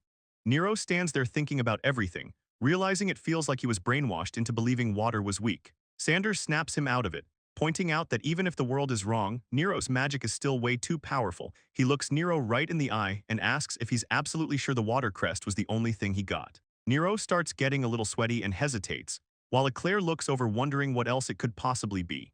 Nero admits he's just as confused as they are, but decides it's time to come clean about a new development, showing them his right hand, where that mysterious second crest suddenly appeared out of nowhere. Eclair grabs his hand to get a better look, but she's completely lost since she can't see a single thing on his skin. Seeing her reaction, Nero realizes that for some reason, he's the only one who can actually see the mark, and Sanders can't believe what he's hearing, asking for confirmation that this thing is totally invisible to everyone else. The guild master suddenly loses his cool, yelling at Nero to tell him if this hidden mark is a black crest. Nero quickly clears things up, telling Sanders the mark isn't a black crest, but is actually a pale blue color. Sanders sounds pretty surprised that it's not black, while Eclair just nods and confirms it for him. Nero holds his hand out and explains that the mark actually has a name. Turns out it's called the Sage's Crest. Sanders admits he's never even heard of a crest like that before, and Eclair says she's in the same boat, since Nero starts thinking to himself how rare this thing must be if even the guild master is totally clueless about it. Sanders leans in and asks what exactly happened to make a legendary-sounding mark like that just show up. Nero isn't 100% sure, but he tells them it seems to be because he finally mastered the logic of water. Sanders takes a second to process that, nodding along like he's starting to see the bigger picture. Eclair jumps in, all curious, asking Nero if he's noticed any big changes or new powers since the mark appeared. Nero looks at his hand and starts wondering if his water magic has actually leveled up since getting the crest.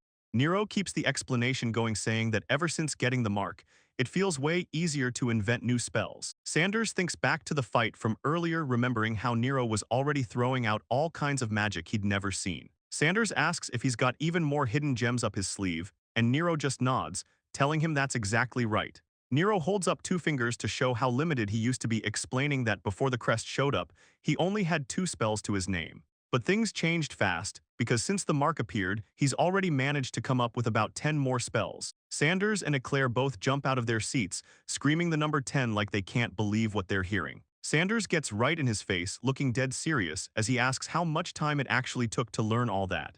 Nero gets a little bit awkward and admits, it's really only been over the last few days that everything started clicking. Eclair is totally blown away, saying it's incredible since she's supposed to be a fast learner. Yet it took her a full month just for one flash of insight, and then another 3 months after that just to turn that idea into actual magic.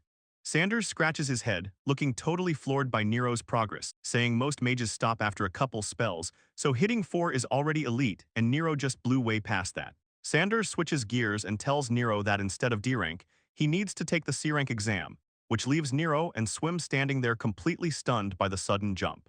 Eclair jumps in and starts laughing, telling Nero she's actually up for the same recommendation herself. She keeps the energy high, mentioning how if they both get recommended, they might end up taking the whole exam together. Nero asks if a jump like that is even allowed, but Sanders just gives him a serious look and says he's just rating him based on what he can actually do.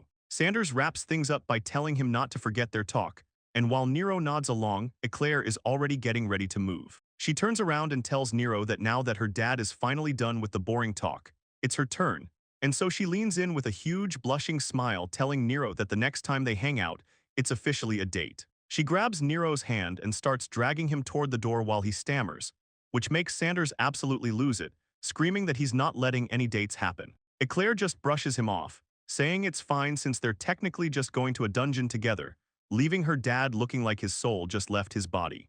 Sanders is losing his mind, yelling about how his daughter is way too touchy before the word dungeon finally sinks in, leaving him screaming from behind his desk that a dungeon crawl definitely doesn't count as a date, while Nero just looks on totally confused. Eclair just gives a playful reply that he can think whatever he wants, ignoring her dad's meltdown as she leads Nero and Swim away. As they walk down the hallway, Nero finally speaks up and asks her why she's choosing him for this, especially since she just turns around with a wink and a peace sign, telling him he's her absolute ideal, which leaves the kid and the slime stunned. Nero tries to be realistic and points out that he only uses water magic, thinking that might change her mind. Eclair just laughs and tells him that's the exact reason why he's perfect, and before he can say anything else, she reaches out and grabs both of his hands, looking him in the eye and asking him to officially form a party with her. Nero stands there near the door, repeating the question like he can't believe a high ranker actually wants to team up with him. She just smiles and says that since they're heading in to conquer the place together, being in a party is the only way to go. Nero starts to hesitate, thinking back to how Guy and the others treated him like trash for his magic, but Eclair cuts right through his doubts, looking him in the eye and asking for a real chance to show him what she's got. Nero's heart skips a beat as he stares back at her. He blushes pretty hard and finally gives in, telling her that he understands and he's down to team up. Eclair is basically glowing, cheering about how happy she is and saying they're going to kill it together, which makes Nero reply that the pleasure is all his. He's actually honored a high ranker like her even asked him. She doesn't waste any time and says they need to go get their official exploration permit right away. So she leads him over to the counter and calls out to Fleur, asking her to get them registered as a temporary party. Fleur gives a warm smile, telling the two of them how glad she is that Eclair finally found a partner for her travels. She puts a hand over her heart and adds that knowing Eclair is the one in charge makes her feel totally at ease.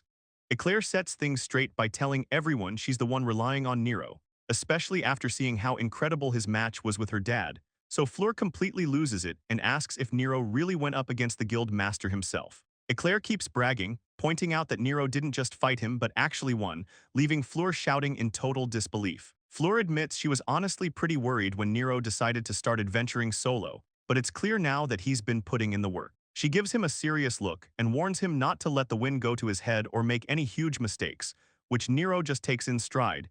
He gives her a big smile and thanks her for looking out for him. Fleur laughs it off and tells him he's basically like a little brother to her, so she can't really help but worry about him, and Nero just stands there for a second, repeating the little brother thing to himself as he processes it. Moving things along, Fleur asks the group how they're planning on traveling to their next spot, while Nero keeps watching her, thinking to himself that having an older sister like Fleur might have actually been a pretty good deal. Fleur points out a specific spot in the guidebook, telling Nero and Eclair that this dungeon seems like a perfect match for their skill level, so she asks Nero if he's actually spent much time raiding dungeons before. Nero scratches his head and mentions he did some back when he was still in Guy's party, though he claims he wasn't much help to them back then, and Eclair speaks up, asking if he's talking about the famous guy who has the hero's crest. Nero tells her they were a team for about a year, but goes on to say that he isn't part of that group anymore. He looks a little bit nervous while asking Eclair if she feels disappointed knowing he's not with those big-shot adventurers anymore. But Eclair just looks at him with total confusion and asks why she would ever feel like that. She gives him a huge smile and says she's actually happy about it, since if he hadn't left them she wouldn't have been able to team up with him herself. She catches herself though, wondering if saying she's glad about him being gone from his old party sounds a little insensitive, yet she can't help but let out a satisfied smile, clearly happy with how things worked out. Nero gives Eclair a big smile and thanks her, saying her kind words really put his mind at ease. Fleur joins in with a blush, admitting she's not totally sure what's going on, but she's just glad Nero is happy. She watches him with a doting look, thinking about how fresh and innocent he is compared to most adventurers. Fleur lets out a heavy sigh and wishes she were younger, but Nero quickly tells her she's still plenty young. Eclair starts to mention Fleur's actual age, but Fleur immediately shuts her up by covering her mouth while laughing along. With the paperwork in hand, Fleur keeps Eclair quiet and announces that the dungeon raid and party registration are officially finished, though she gets serious for a second, warning them that since this dungeon is still unconquered, they better not be reckless.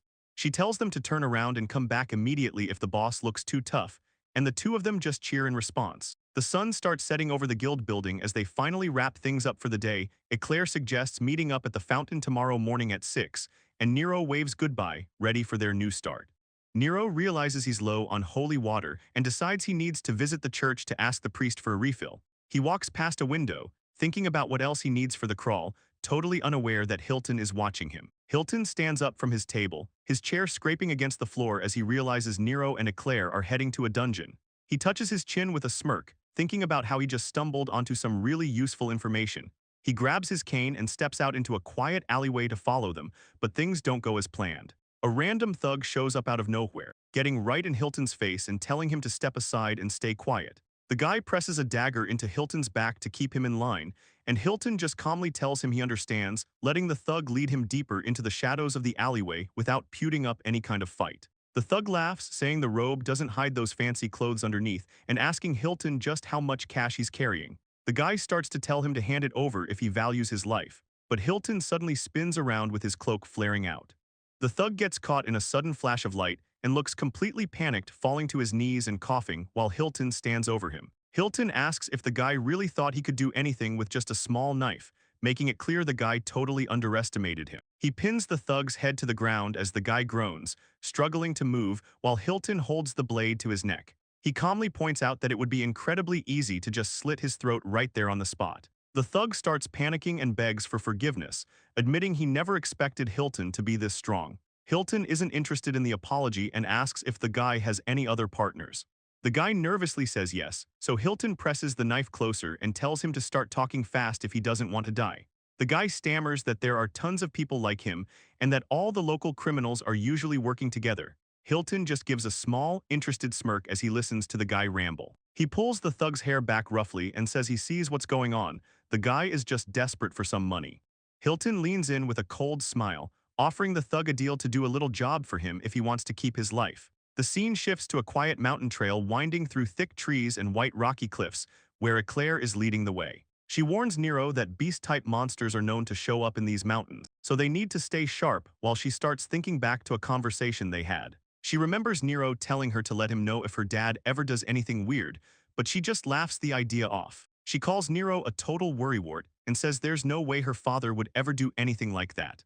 Nero isn't so sure. He knows that even a small misunderstanding could end up turning into something pretty terrible, especially with Sanders looking so terrifying in his mind. He tells himself he has to be extra careful around the guy, but then he and Swim both freeze. They feel something watching them from the shadows of the forest, and suddenly a pack of wolves comes growling out from behind the trees, surrounding the two of them on the path. Nero looks surprised by the sudden ambush, but Eclair doesn't hesitate. She tells him to stand back and leave this fight to her. Nero tries to stop her, yelling that it's way too dangerous for her to go in alone. But Eclair isn't listening at all and starts calling out her martial arts skill while she slams her weapon down with a thunderstrike hammer, sending the wolf flying with a massive bolt of electricity. Nero and Swim can't even move. They just stand there with their mouths open, totally stunned by how easily she handled it, leaving the rest of the pack to run for their lives into the forest.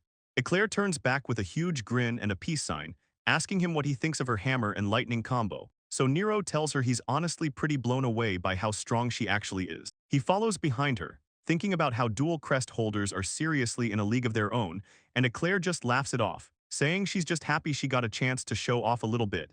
But then she gets this confident look and mentions she's figured out a way to make her power even crazier. Nero is totally hyped, asking how she pulled off that crazy move, and Eclair just gives a smug little laugh while winking at him. She says she's going to save the explanation for later, keeping the two of them moving toward a massive rock formation with a dark opening tucked away in the side. Eclair points out the entrance, telling him they've finally arrived right at the spot where the adventure begins. Standing at the mouth of the cave, Eclair admits she's actually starting to feel a bit of the pressure now that they're actually here, but Nero just laughs it off. He tells her that going into a dungeon for the first time is always the best part. So as they step inside, he starts thinking about how these dungeons just pop up every now and then, and how they eventually vanish once they've been cleared out or hit their limit. He looks around the damp cave walls, noting that since this place is still pretty new, nobody really knows what's waiting inside yet, leaving Eclair to lead the way.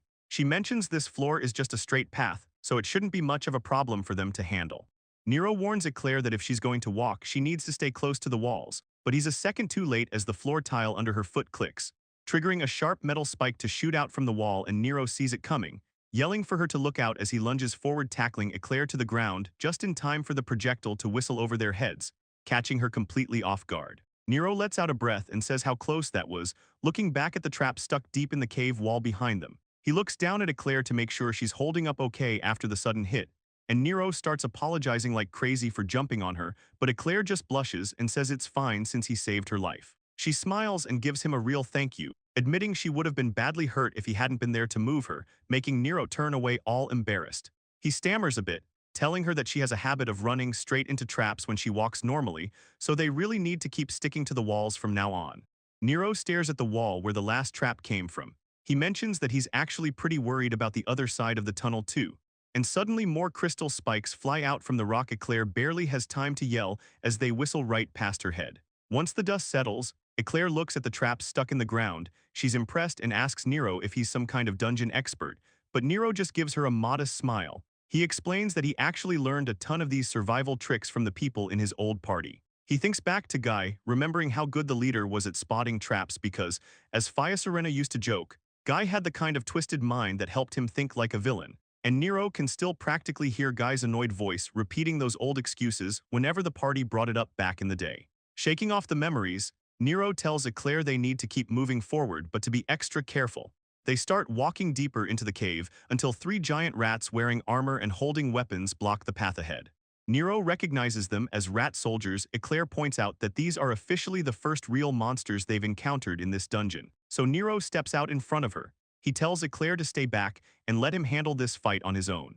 Nero holds his magic stone tight and gets ready to use his water magic, shouting out his water spear barrage skill, as a bunch of liquid blades fly forward and pin the rat soldiers down. Nero starts walking again like it was nothing. He says the first floor monsters don't even look that tough, but Eclair tells him to hold on. She's losing it because he just ended the fight in one shot. Nero just stands there looking confused. He asks if he did something wrong, but Eclair yells back that that's totally not what she meant. She explains she has something she wants to try out, so she asks him to just splash the next enemies with water instead of taking them out. Nero's cool with that and tells her he'll just use a splash next time. He agrees to the plan as Eclair says they should keep going after they grab the loot. Even Swim seems to be on board with the idea. Just then Nero stops in his tracks. He feels something weird nearby. He whips his head around to check their back. Eclair sees him get serious and asks what's up. Nero thinks to himself about that weird feeling he had. He really thought someone was watching him, but he didn't see any other adventurers on the way in.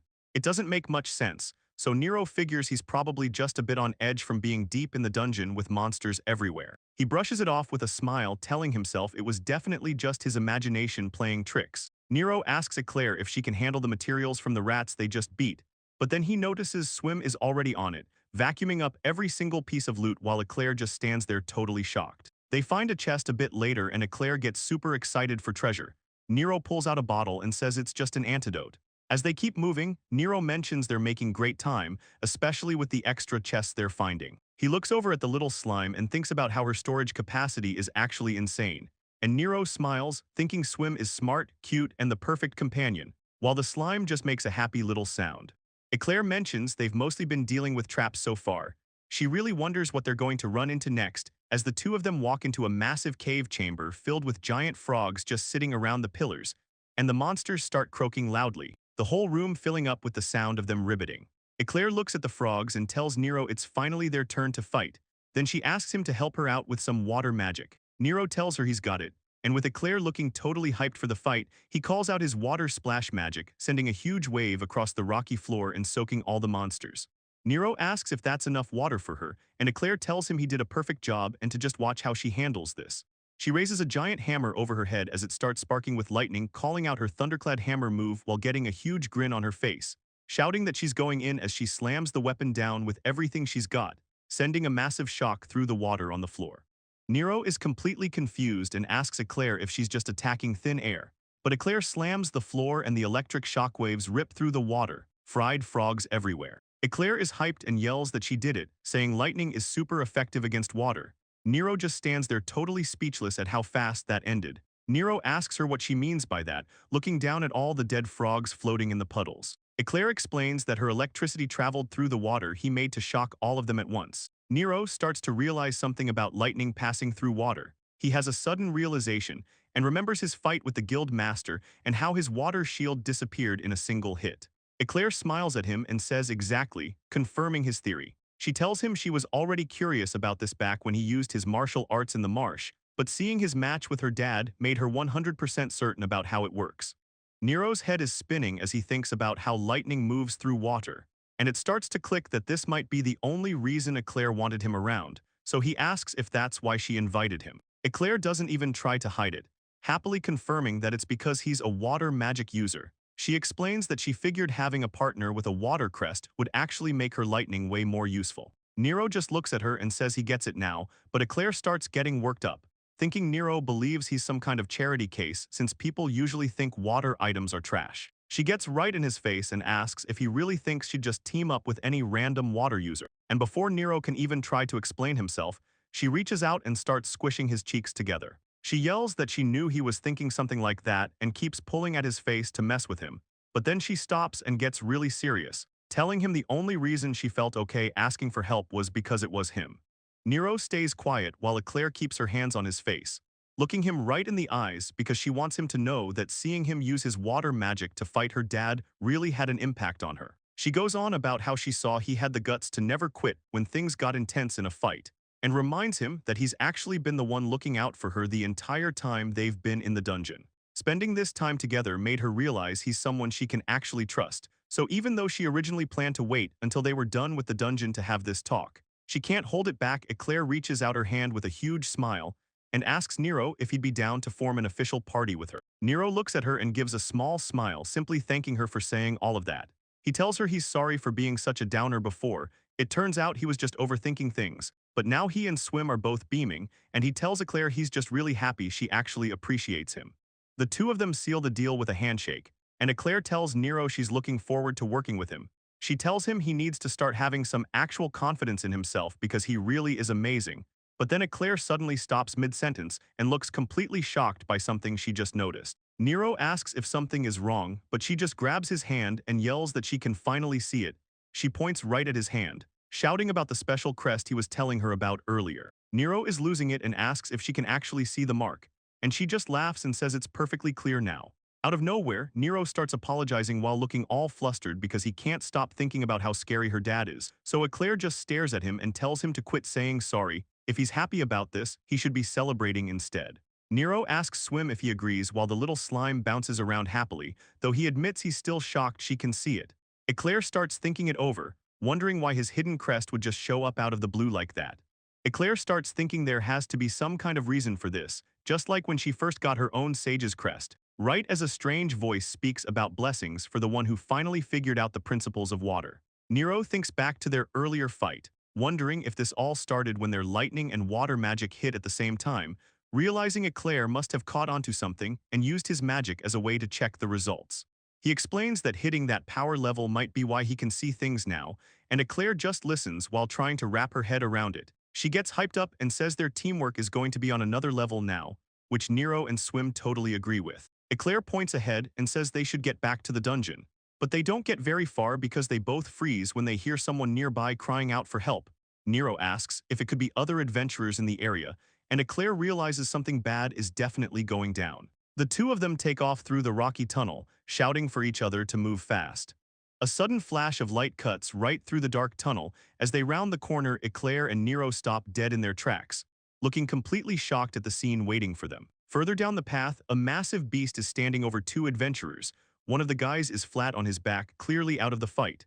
The monster lets out a nasty growl, saliva dripping from its fangs while it gets ready to finish them off. Nero recognizes the creature immediately and asks if that's really a red bear, unable to believe his eyes since Eclair points out that this is supposed to be a low-level dungeon.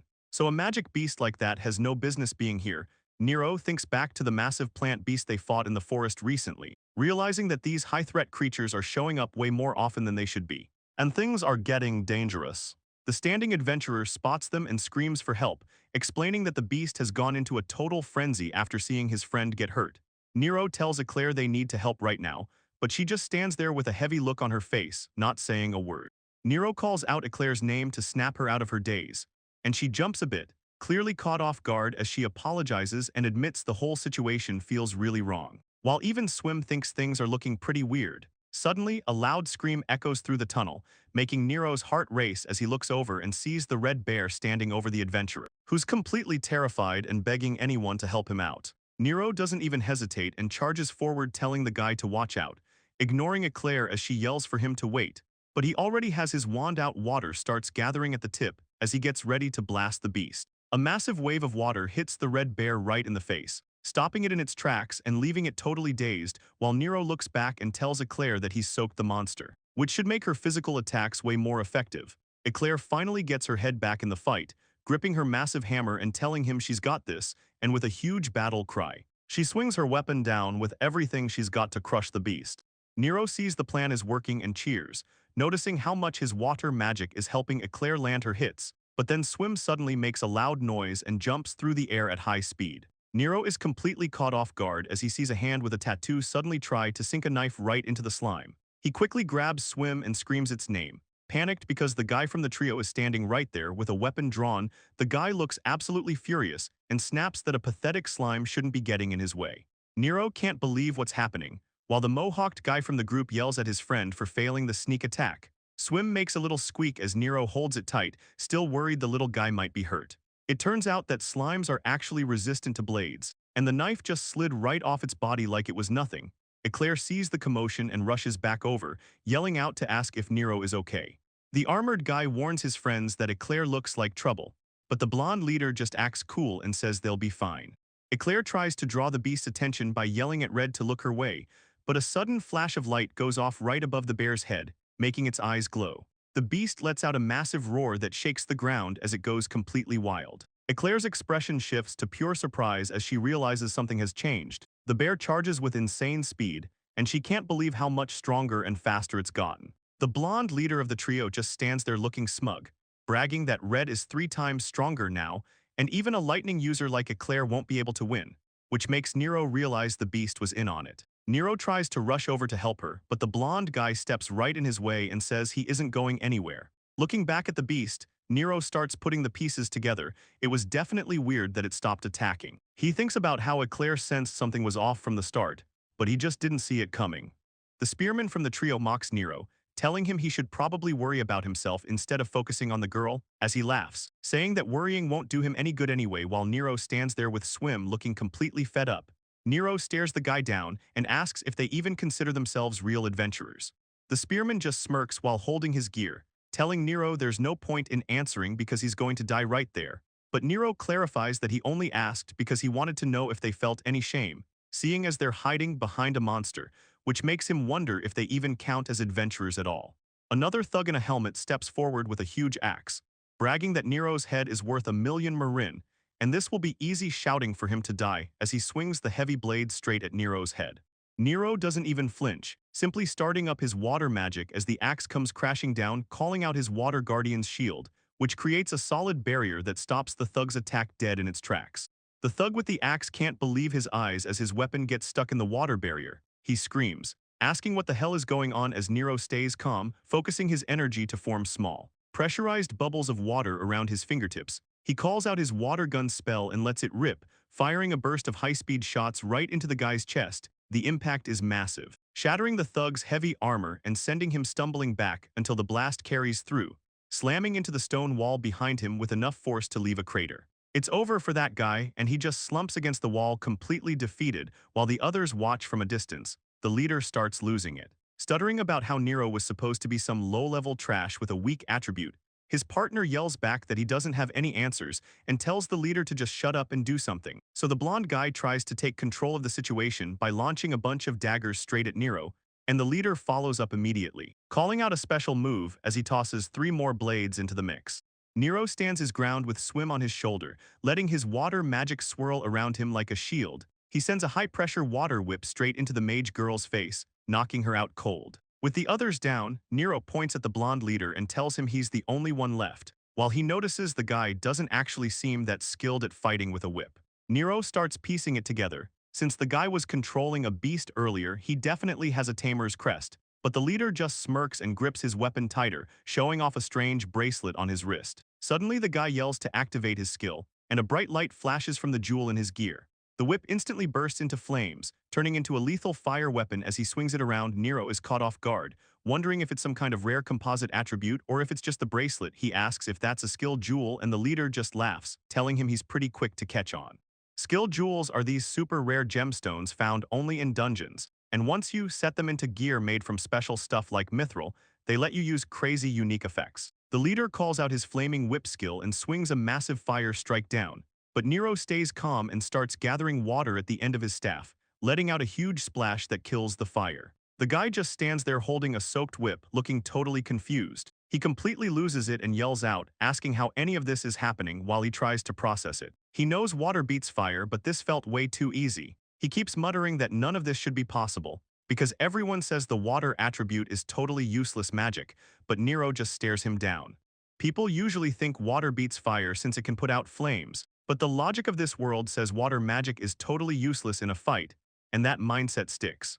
Even Nero used to think his magic was weak before his sage crest showed up, realizing that if he was still his old self, he never would have stopped that fire whip. Nero stands there with Swim, wondering why water isn't respected as a combat tool, feeling like the world is just flat out rejecting how strong water can actually be. The leader stares at his soaked whip, confused by the magic, while Nero decides it's not worth explaining. He calls out his water hammer skill and drops a massive pillar of water, crushing everything in the way. Nero yells out for Eclair as she prepares to face down the red bear, leaving the massive beast looking around, completely confused about what just happened.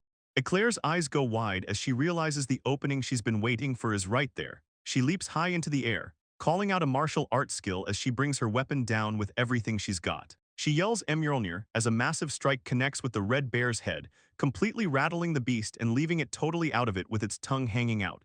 Eclair catches her breath and asks Nero if he's all finished up on his end too, mentioned how his magic is seriously impressive. Nero looks at the bear wondering if those thugs had a tamer's crest, but thinks Eclair winning solo is the real highlight here. He figures the bear probably slowed down once he knocked the leader unconscious, breaking the control. Eclair just smiles and says the victory belongs to him, but Nero just acts humble about it, thinking about how she was the one who actually noticed the danger first. Eclair admits that the whole thing turned into a huge mess, explaining that her final move took way too much time to charge up while that bear was pressuring her. So she's really glad Nero was there to help out. Standing over the fallen leader, she starts wondering why those guys would even try to jump them in a place like this. Nero suddenly remembers them, mentioning a 1,000,000 Marin bounty for taking him out. It's weird though because those guys were carrying expensive gear while acting like they were broke. Eclair just shakes her head, saying adventurers who betray their own for cash are the worst, and suggests they just tie them up and leave them there. Nero gets worried about the monsters in the area, but Eclair isn't having it. She tells him they can't just drag 3 grown men out of a dungeon, especially since they're the ones who started this. Eclair is right in the middle of telling Nero to hurry up and tie the guys up, when a voice from the dark cave entrance stops her. Saying there's no need for that anymore, Nero senses the danger immediately and yells for Eclair to watch out, but she's just standing there totally confused before she can even move. A blade flashes through the air and finishes off the leader of the trio right in front of them, leaving both Nero and Eclair completely stunned, as the archer gets taken out just as fast, blood dripping everywhere while he slumped against the rocks. The female mage is also dead on the floor, making it clear that someone is cleaning house, and Eclair pulls her weapon back out, shouting into the darkness to find out who's there. Nero gets hit with a sudden memory of a man he used to know, someone he definitely didn't expect to see as a guy with a monocle, and a ponytail steps into view, looking totally calm despite the bodies around him. Nero's heart drops and he asks why the guy is even here, because it makes zero sense for him to show up now. The man is Hilton, and he just adjusts his monocle while asking Nero if he really remembered him after all this time. Hilton stands there looking completely unimpressed, explaining that his reason for being there is actually pretty simple. He just came to get rid of some useless trash. He looks over at the group and repeats that he's only there to wipe out a tiny speck of dust, while Nero and Eclair stand their ground, ready for whatever is coming next. Nero demands to know why he's even doing this, saying he has absolutely no memory of doing anything that would make someone want him dead. Hilton just adjusts his monocle and sighs, saying it's honestly kind of sad that Nero doesn't even understand the reason he's being purged right now. The guy gets a cold look in his eyes and tells Nero that a piece of trash like him is nothing but a total disgrace to the Axis family. Because of that shame, Hilton makes it clear that he decided to come down here and handle the execution personally. Eclair finally hits her limit and starts shouting, telling the guy she's tired of listening to him spout whatever nonsense he wants. She steps forward and demands to know who he thinks he is to talk to Nero like that. Hilton just gives her a creepy smile and mocks her, saying she's quite a lovely young lady, but then he looks Nero right in the eye and says he's actually impressed that a total failure managed to seduce someone like her. Eclair completely loses her cool and yells at Nero for being called a womanizer, but Nero just looks away and tells her he's sorry. He starts to explain that the guy in the monocle isn't a stranger, but was actually the butler for the house where he grew up. Nero remembers how the guy used to look after him, right until the moment he found out Nero had a water crest and started treating him like trash. Eclair can't believe what she's hearing and asks if he's really talking about the Axis family. She gets even more shocked, asking if he's seriously part of that famous Marquis Axis family that everyone knows for their magic. Nero just quietly confirms it, but says it shouldn't even matter now since the family exiled him and threw him away. He holds his hand out and demands to know why they're showing up to mess with his life after all this time. Hilton just stands there looking smug and tells him there were basically a few clerical errors that kept him from being handled sooner. The guy makes it clear that Nero was supposed to be killed off a long time ago, and since he's somehow still alive, Hilton says he had no other choice but to show up and kill him in person. Hilton stands in the shadows of the cave and tells Nero that he really didn't expect to have to get his own hands dirty. Nero points right at him and asks if he's the one who sent those 3 thugs to attack them, and the guy just laughs and says he's exactly right. Fixing his monocle, Hilton admits that he's actually pretty surprised by how things turned out since he never thought those guys would get beaten by a talentless piece of trash like Nero. Eclair can't stand the trash talk anymore and yells at him to shut up, telling him that Nero's water magic is actually amazing. Hilton just looks at her and admits Nero did win the fight, so he guesses the magic is somewhat useful now, even if it's only good enough to work against some third-rate losers. Eclair isn't backing down and shouts that Nero's magic is reliable, and that the only problem is that Hilton and his people don't have any eye for talent. The comment about talent really gets under the guy's skin. He repeats her words as his face starts to twitch, completely losing his polite act and screaming at her for daring to mock his master. Eclair is completely thrown off by how Hilton is acting and asks what the hell is wrong with him. She keeps shouting, telling him he obviously has zero eye for talent because Nero's magic is actually incredibly strong. Hilton just sighs and adjusts his monocle, saying that if she's right, then he definitely can't let this slide anymore. He points a finger at Nero and explains that his master has already officially labeled him as incompetent. It turns out this is all coming from Marquis Gyril Axis, the big shot head of a legendary magic family. The Marquis is the type who thinks that if he decides someone is useless, then they basically have no right to live. According to him, the world just doesn't have room for a talented water mage to even exist. Hilton stares them down with this cold look, saying his master's judgment is perfect and his word is the law. He reaches out his hand and tells Nero that because of those orders, he's going to have to kill him right here. Nero doesn't even look scared, just annoyed, saying that's exactly the kind of twisted logic he'd expect from a guy like him. Nero stares him down with a look of pure annoyance, telling the guy that he's just spouting one selfish argument after another. He puts himself in front of the others, saying he knows he's the real target, so Eclair and Swim shouldn't be part of this. Hilton just shuts him down with a cold no, claiming that the moment they decided to hang out with someone who is destined to die, that was the exact moment their luck ran out. Hilton gets even more heated, gritting his teeth while saying that Nero's insults toward his master are something he can never forgive. Nero doesn't back down, shouting that Eclair is the guild master's daughter and things will get ugly if he touches her. He tells the guy to do whatever he wants to him instead, as long as he lets her and Swim walk away. Eclair loses it, asking Nero what the hell he's even talking about while Swim makes a worried noise. But Hilton just stands there and starts laughing his head off at the whole situation. He rubs his face and tells Nero he was wondering where he was going with that. But this is exactly why trash like him is so annoying and short-sighted. He looks around the room at all the bodies on the floor and asks why they think he chose this specific dungeon in the first place. Hilton stands there with his arms wide, looking at all the bodies, and tells Nero that killing them would be easy to cover up as an accident. He explains that he can even use the bodies of the guys he already took out, since those guys were actually bandits just pretending to be adventurers. The plan is simple. Once he finishes Nero and the others off, he's just going to toss them onto the pile with the rest of the corpses, making it look like everyone just ended up killing each other during a random bandit attack. Hilton gets a nasty smirk on his face and reminds them that since they're in a dungeon, things are even easier for him because the monsters around here will eventually find the bodies and take care of the cleanup for him, leaving Nero and Eclair looking totally shaken. Nero reaches for his blade and yells at Eclair to take Swim and run for it while she still can, but Eclair isn't having any of it. She calls him a total idiot and whacks him right in the back of the head. She gets right in his face and tells him to stop talking trash, because she and Swim are his teammates and they aren't going anywhere. Demanding to know why they even formed a party if they were just going to leave a comrade behind. Swim chirps in agreement, leaving Nero completely stunned by their loyalty.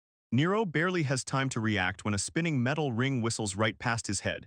He quickly shoves Eclair out of the way, yelling for her to look out as the attack narrowly misses them both. A voice rings out from across the area, mockingly telling them they did a good job dodging the chakrams. It's Hilton, who says he's tired of watching this pathetic joke and decided he just wants to end them quickly. He continues by bringing up their earlier talk about escaping, and clarifies that he never had any intention of letting a single one of them walk away from this place alive. The old man promises to send the whole group to the afterlife together so they can keep hanging out in hell. He spins another ring on his finger and tells them before they die that his crest is throwing, giving him total control over any projectile. Hilton calls out his guided throwing technique and launches a barrage of rings that curve through the air. But Nero isn't going down that easy and casts his water guardian shield, creating a massive wall of water that stops the attack cold. Eclair is completely floored by the display, yelling about how amazing it is and that she had no idea water magic was this strong. Even Hilton is starting to sweat, asking himself if he's really seeing water magic do something this crazy. The old man's face twists with rage as he says he can't let Nero live after seeing this. He sends more rings flying, but Nero's water shield holds steady and knocks them aside. Nero checks on Eclair and Swim to make sure they're alright behind him, but that distraction costs him because one of the rings zips past the shield and catches him in the side, making him curse from the pain. Eclair and Swim both scream out for him as they see the blood, and Hilton just laughs it off, mocking Nero for leaving his guard wide open just to worry about his friends. Eclair isn't about to sit back and watch Nero get hurt anymore. She grabs her giant hammer and charges straight for the old man, shouting that she's not just some girl who needs protecting. Eclair slams her hammer down with everything she's got, but the old man is already gone. She's left standing there looking around totally confused, asking where he went since the spot is empty. Nero sees what's happening and yells for Eclair to look up. Turns out Hilton is actually running sideways across the dungeon wall like it's nothing, and Eclair just loses it, screaming about how the guy is literally running on the walls. Moving on, Hilton leaps off the wall and starts throwing more of those magic rings down at them. Nero keeps his guard up and tries to track the rings as they fly through the air. Eclair pulls her hammer back to defend herself, but those rings are moving fast, and just then Hilton sticks a perfect landing right in the middle of the room. The old man adjusts his look and says it seems like the odds are in his favor now. Hilton stares them down with a creepy grin, telling the group he's about to give them even more despair while he targets Eclair first, letting off a massive blast that nearly takes her out as Nero screams her name. He's starting to panic because those flaming rings are merging into one giant weapon, and Eclair realizes her shield doesn't stand a chance against an attack like that. Right before she gets hit, Nero uses his water jet to blast the flames away, barely saving her. Eclair is still struggling from the heat, yelling about how hot the steam is while Swim bounces on her head. Nero keeps his guard up and watches the old man, who just stands there looking completely annoyed. Nero stands his ground and shouts that he's not going to let anyone hurt his friends anymore, but Hilton pulls out a handful of spikes, saying it's unforgivable for a defect like Nero to talk back to him. The old man leaps into the air and uses his explosive toss, sending the whole room up in smoke. Nero feels a chill down his spine because something is definitely wrong. He watches the old man's movements, thinking that with those throwing techniques, the Hilton crest should be simple, but those crazy fire explosions from earlier don't fit the pattern at all. Even for a rare composite attribute, having this many different powers is just impossible, so Nero looks back at the fallen thief and finally pieces it together. He remembers exactly what kind of magic the old man used when he first showed up. He bets everything on his theory and lets loose, screaming for his water spear barrage to fly. But Hilton doesn't even move as the spears whistle past him, mockingly asking the kid where he's even aiming. Nero just gives him a sharp smirk and tells him that the attack went exactly as planned. A sudden cut opens up on Hilton's arm, catching him totally off guard as he yells out. The old man stares at the blood, finally realizing that the big flashy move was just a distraction to hide the real strike. Eclair looks completely stunned as she asks if that thing is actually a skilled jewel. Nero realizes his hunch was right and points out that the old man must have snatched that bracelet from the bandit earlier. But Hilton just fixes his monocle and says it's all a big misunderstanding because he didn't actually steal anything. He claims he was just taking back the items he had lent out to those guys in the first place. The old man gets a cold look in his eye and asks Nero what it even matters if he's using skilled jewels or not, since it doesn't change the fact that Nero is still at a total disadvantage in this fight. Eclair suddenly shouts Nero's name and tells him it's time to try a combination move. The idea clicks for Nero right away as he realizes exactly what they need to do to win. He lets loose with a powerful water jet attack, aiming the high-pressure stream right at the old man. But Hilton isn't impressed and wonders what that's supposed to do, thinking the move is useless if he just stays out of the way. Hilton thinks to himself that water magic is really only capable of this much after all. He's convinced his master was right about Nero being weak, but he doesn't see the trap coming. Eclair charges right at the old man with a shout, lifting her heavy hammer for a massive strike. Hilton just sidesteps the swing like it's nothing, telling her that all her effort is completely useless. As he stands right in the middle of the water Nero sprayed earlier, he tells Eclair she's far too slow, but Eclair just grins back at him, asking how he's going to handle a face full of lightning instead. The old man looks down at the water and realizes the danger, but it's too late to move out of the way. Eclair slams her weapon down, triggering her thunderclap hammer and sending a massive shock through the wet floor. Hilton takes the full hit and collapses to the ground, groaning as the electricity fries his system. Nero and Swim watch as Eclair celebrates, shouting out that she actually managed to pull it off. Hilton stares ahead with wide eyes, sweating heavily as he tries to recover. Nero and Eclair look on in total disbelief at what they're seeing, and Eclair screams that there's no way he's still standing, asking how he survived a shock like that. Hilton keeps his cool and explains he's been following them to gather intel, but then he mentions he's lucky he was wearing a lightning-resistant skill jewel on his wrist. He realizes water really does conduct electricity, then watches as they head into the cave. Nero starts wondering if that creepy feeling he had earlier was actually Hilton, realizing with a shock that they might have been followed this entire time. Eclair notes that he didn't escape totally fine, so his jewel might be low quality, but the real problem is that the enemy has already figured out their combo attack.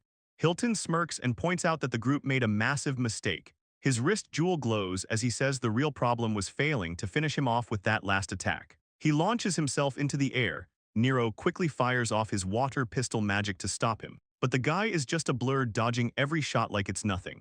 Eclair steps up and puts everything into a heavy overhead swing, crushing the ground beneath her hammer, but Hilton is already gone, leaving her hitting nothing but dirt. Nero starts to sweat as he realizes they're in trouble. The guy's speed is on a whole different level. Hilton just laughs at them from above, telling them that everything they try is completely useless and there's no way kids like them could ever track his movements. He zips around the cavern while Nero tries to keep up, but he's barely reacting in time. Something fast whizzes right past his face, startling Eclair so much she lets out a yelp, just as Swim gets knocked flying right off her head. Nero sees the attack connect and panics, shouting out Eclair's name. She's holding her arm and looks pretty hurt, but she tries to act tough, saying it's just a scratch. Hilton just looks down at them like they're nothing, calling them nothing more than dust. Nero's face goes dark as he clenches his teeth, thinking about how frustrating this all is. He really just wanted to forget about his family and everything that happened back then, because he finally started a new life as just himself, but it feels like it's all falling apart. He wonders why the Marquis won't even let him have that much. While Hilton stands there actually looking a bit impressed that they managed to land a hit, even if it was tiny. The guy smirks and tells Nero his plan was to just eliminate him, but now he's changing things up, pointing a finger right at them. He says he's going to finish off Eclair and the slime first. Hilton leans in with a creepy grin, telling Nero he's going to make things so gruesome that Nero will spend the rest of his life regretting it. Nero is completely stunned, his mind racing as he tries to process what this guy is even talking about.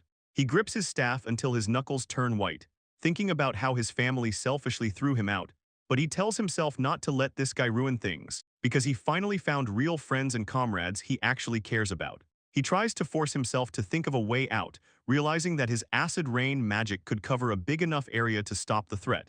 But then he stops himself, worried that using a big spell in such a tight dungeon would just end up hurting Eclair and the others. He knows he has to find a better way because Eclair actually has a family waiting for her to come back safely, and right then, he catches a sudden memory of the first time he met Master Sanders on the way to the guild. In the flashback, they were just walking along when Sanders stopped, prompting Nero to ask him what was wrong. Sanders just gave a small smile and said he was just thinking about playing around that spot a long time ago, which only. Nero notices some soap bubbles floating around and wonders what they are. He thinks that if he uses them the right way, he could handle this narrow dungeon, but then realizes that alone won't be enough. It hits him that if he combines the bubbles with the reaction from Hilton's fire hitting his water magic, he might actually have a shot. So he holds his staff high and casts his acid bubble float, sending spheres drifting through the air. He follows it up immediately by casting a water smoke screen to cloud the entire area, and a massive, swirling cloud of mist and water fills the dungeon corridor in seconds. Eclair is totally impressed, asking if this huge cloud is just another part of his water magic, while Hilton reaches out and notices the mist feels weirdly warm. Hilton doesn't think much of it, assuming it's just a cheap smokescreen Nero used because he's desperate to hide, so he charges straight through the cloud, not realizing the bubbles are starting to pop all around him. Hilton notices the small bubbles popping against his skin with a sharp sizzle. Suddenly he grabs his head and screams in pain as the liquid starts to burn him. While he's hunched over asking what's happening, Eclair tells him he better not move, because Nero stands his ground and explains the entire room is now full of acid bubbles. Hilton stays completely still among the floating spheres, totally trapped by the mist. He looks at his burned skin and can't believe Nero is using water magic with acid properties, realizing the whole smokescreen from before was just a distraction to set this up. But Hilton laughs it off, saying Nero is stuck too since he can't move or aim without hitting his own trap. Nero just smiles and says that while he can't move, someone else definitely can, leaving Hilton standing there with no clue what the kid is talking about. Hilton drops to one knee as the acid bubbles close in, realizing he's completely trapped. Looking totally panicked and covered in sweat, he begs Nero to stop the attack before he tries to switch gears, shouting that he'll let Nero off the hook if he just joins his side. He even promises to pull strings so the powerful Axis family can support Nero's house. But Eclair isn't having any of it, yelling that she won't forgive him for making fun of Nero. With Swim riding on her head, she calls out her Thunder God's hammer martial art and smashes it down, sending a massive wave of electricity straight through Hilton's body. Hilton groans and falls back, his clothes smoking from the intensity of the blast. Nero is actually impressed the guy is still conscious after taking a hit like that, but he knows the fight is over and tells Hilton it's time to give it up. Nero stands over the defeated man and tells him that no matter how much power the Axis family has, they aren't going to get away with all these crimes. Hilton just sits there on the ground and tells Nero that his thinking is shallow, just like he'd expect from trash like him. He goes on to claim the Axis family has nothing to do with any of this, insisting that he did everything on his own authority, which leads to him smirking as he tells Nero that if he thought he was getting revenge this way, he was being totally naive. Nero stays quiet for a moment, just staring down at the man without saying a single word. He finally calls the whole thing ridiculous and tells Hilton that he honestly couldn't care less about the details of who ordered what, because at the end of the day, it doesn't matter if he was following orders or acting alone. None of that changes the simple fact that a crime was committed and he was the one doing it. Eclair jumps in to agree, telling Hilton that he's done for either way while Swim makes a little noise on her head. Hilton just scoffs at the idea of being finished, reaching into his coat while calling Nero a naive brat for thinking it's over.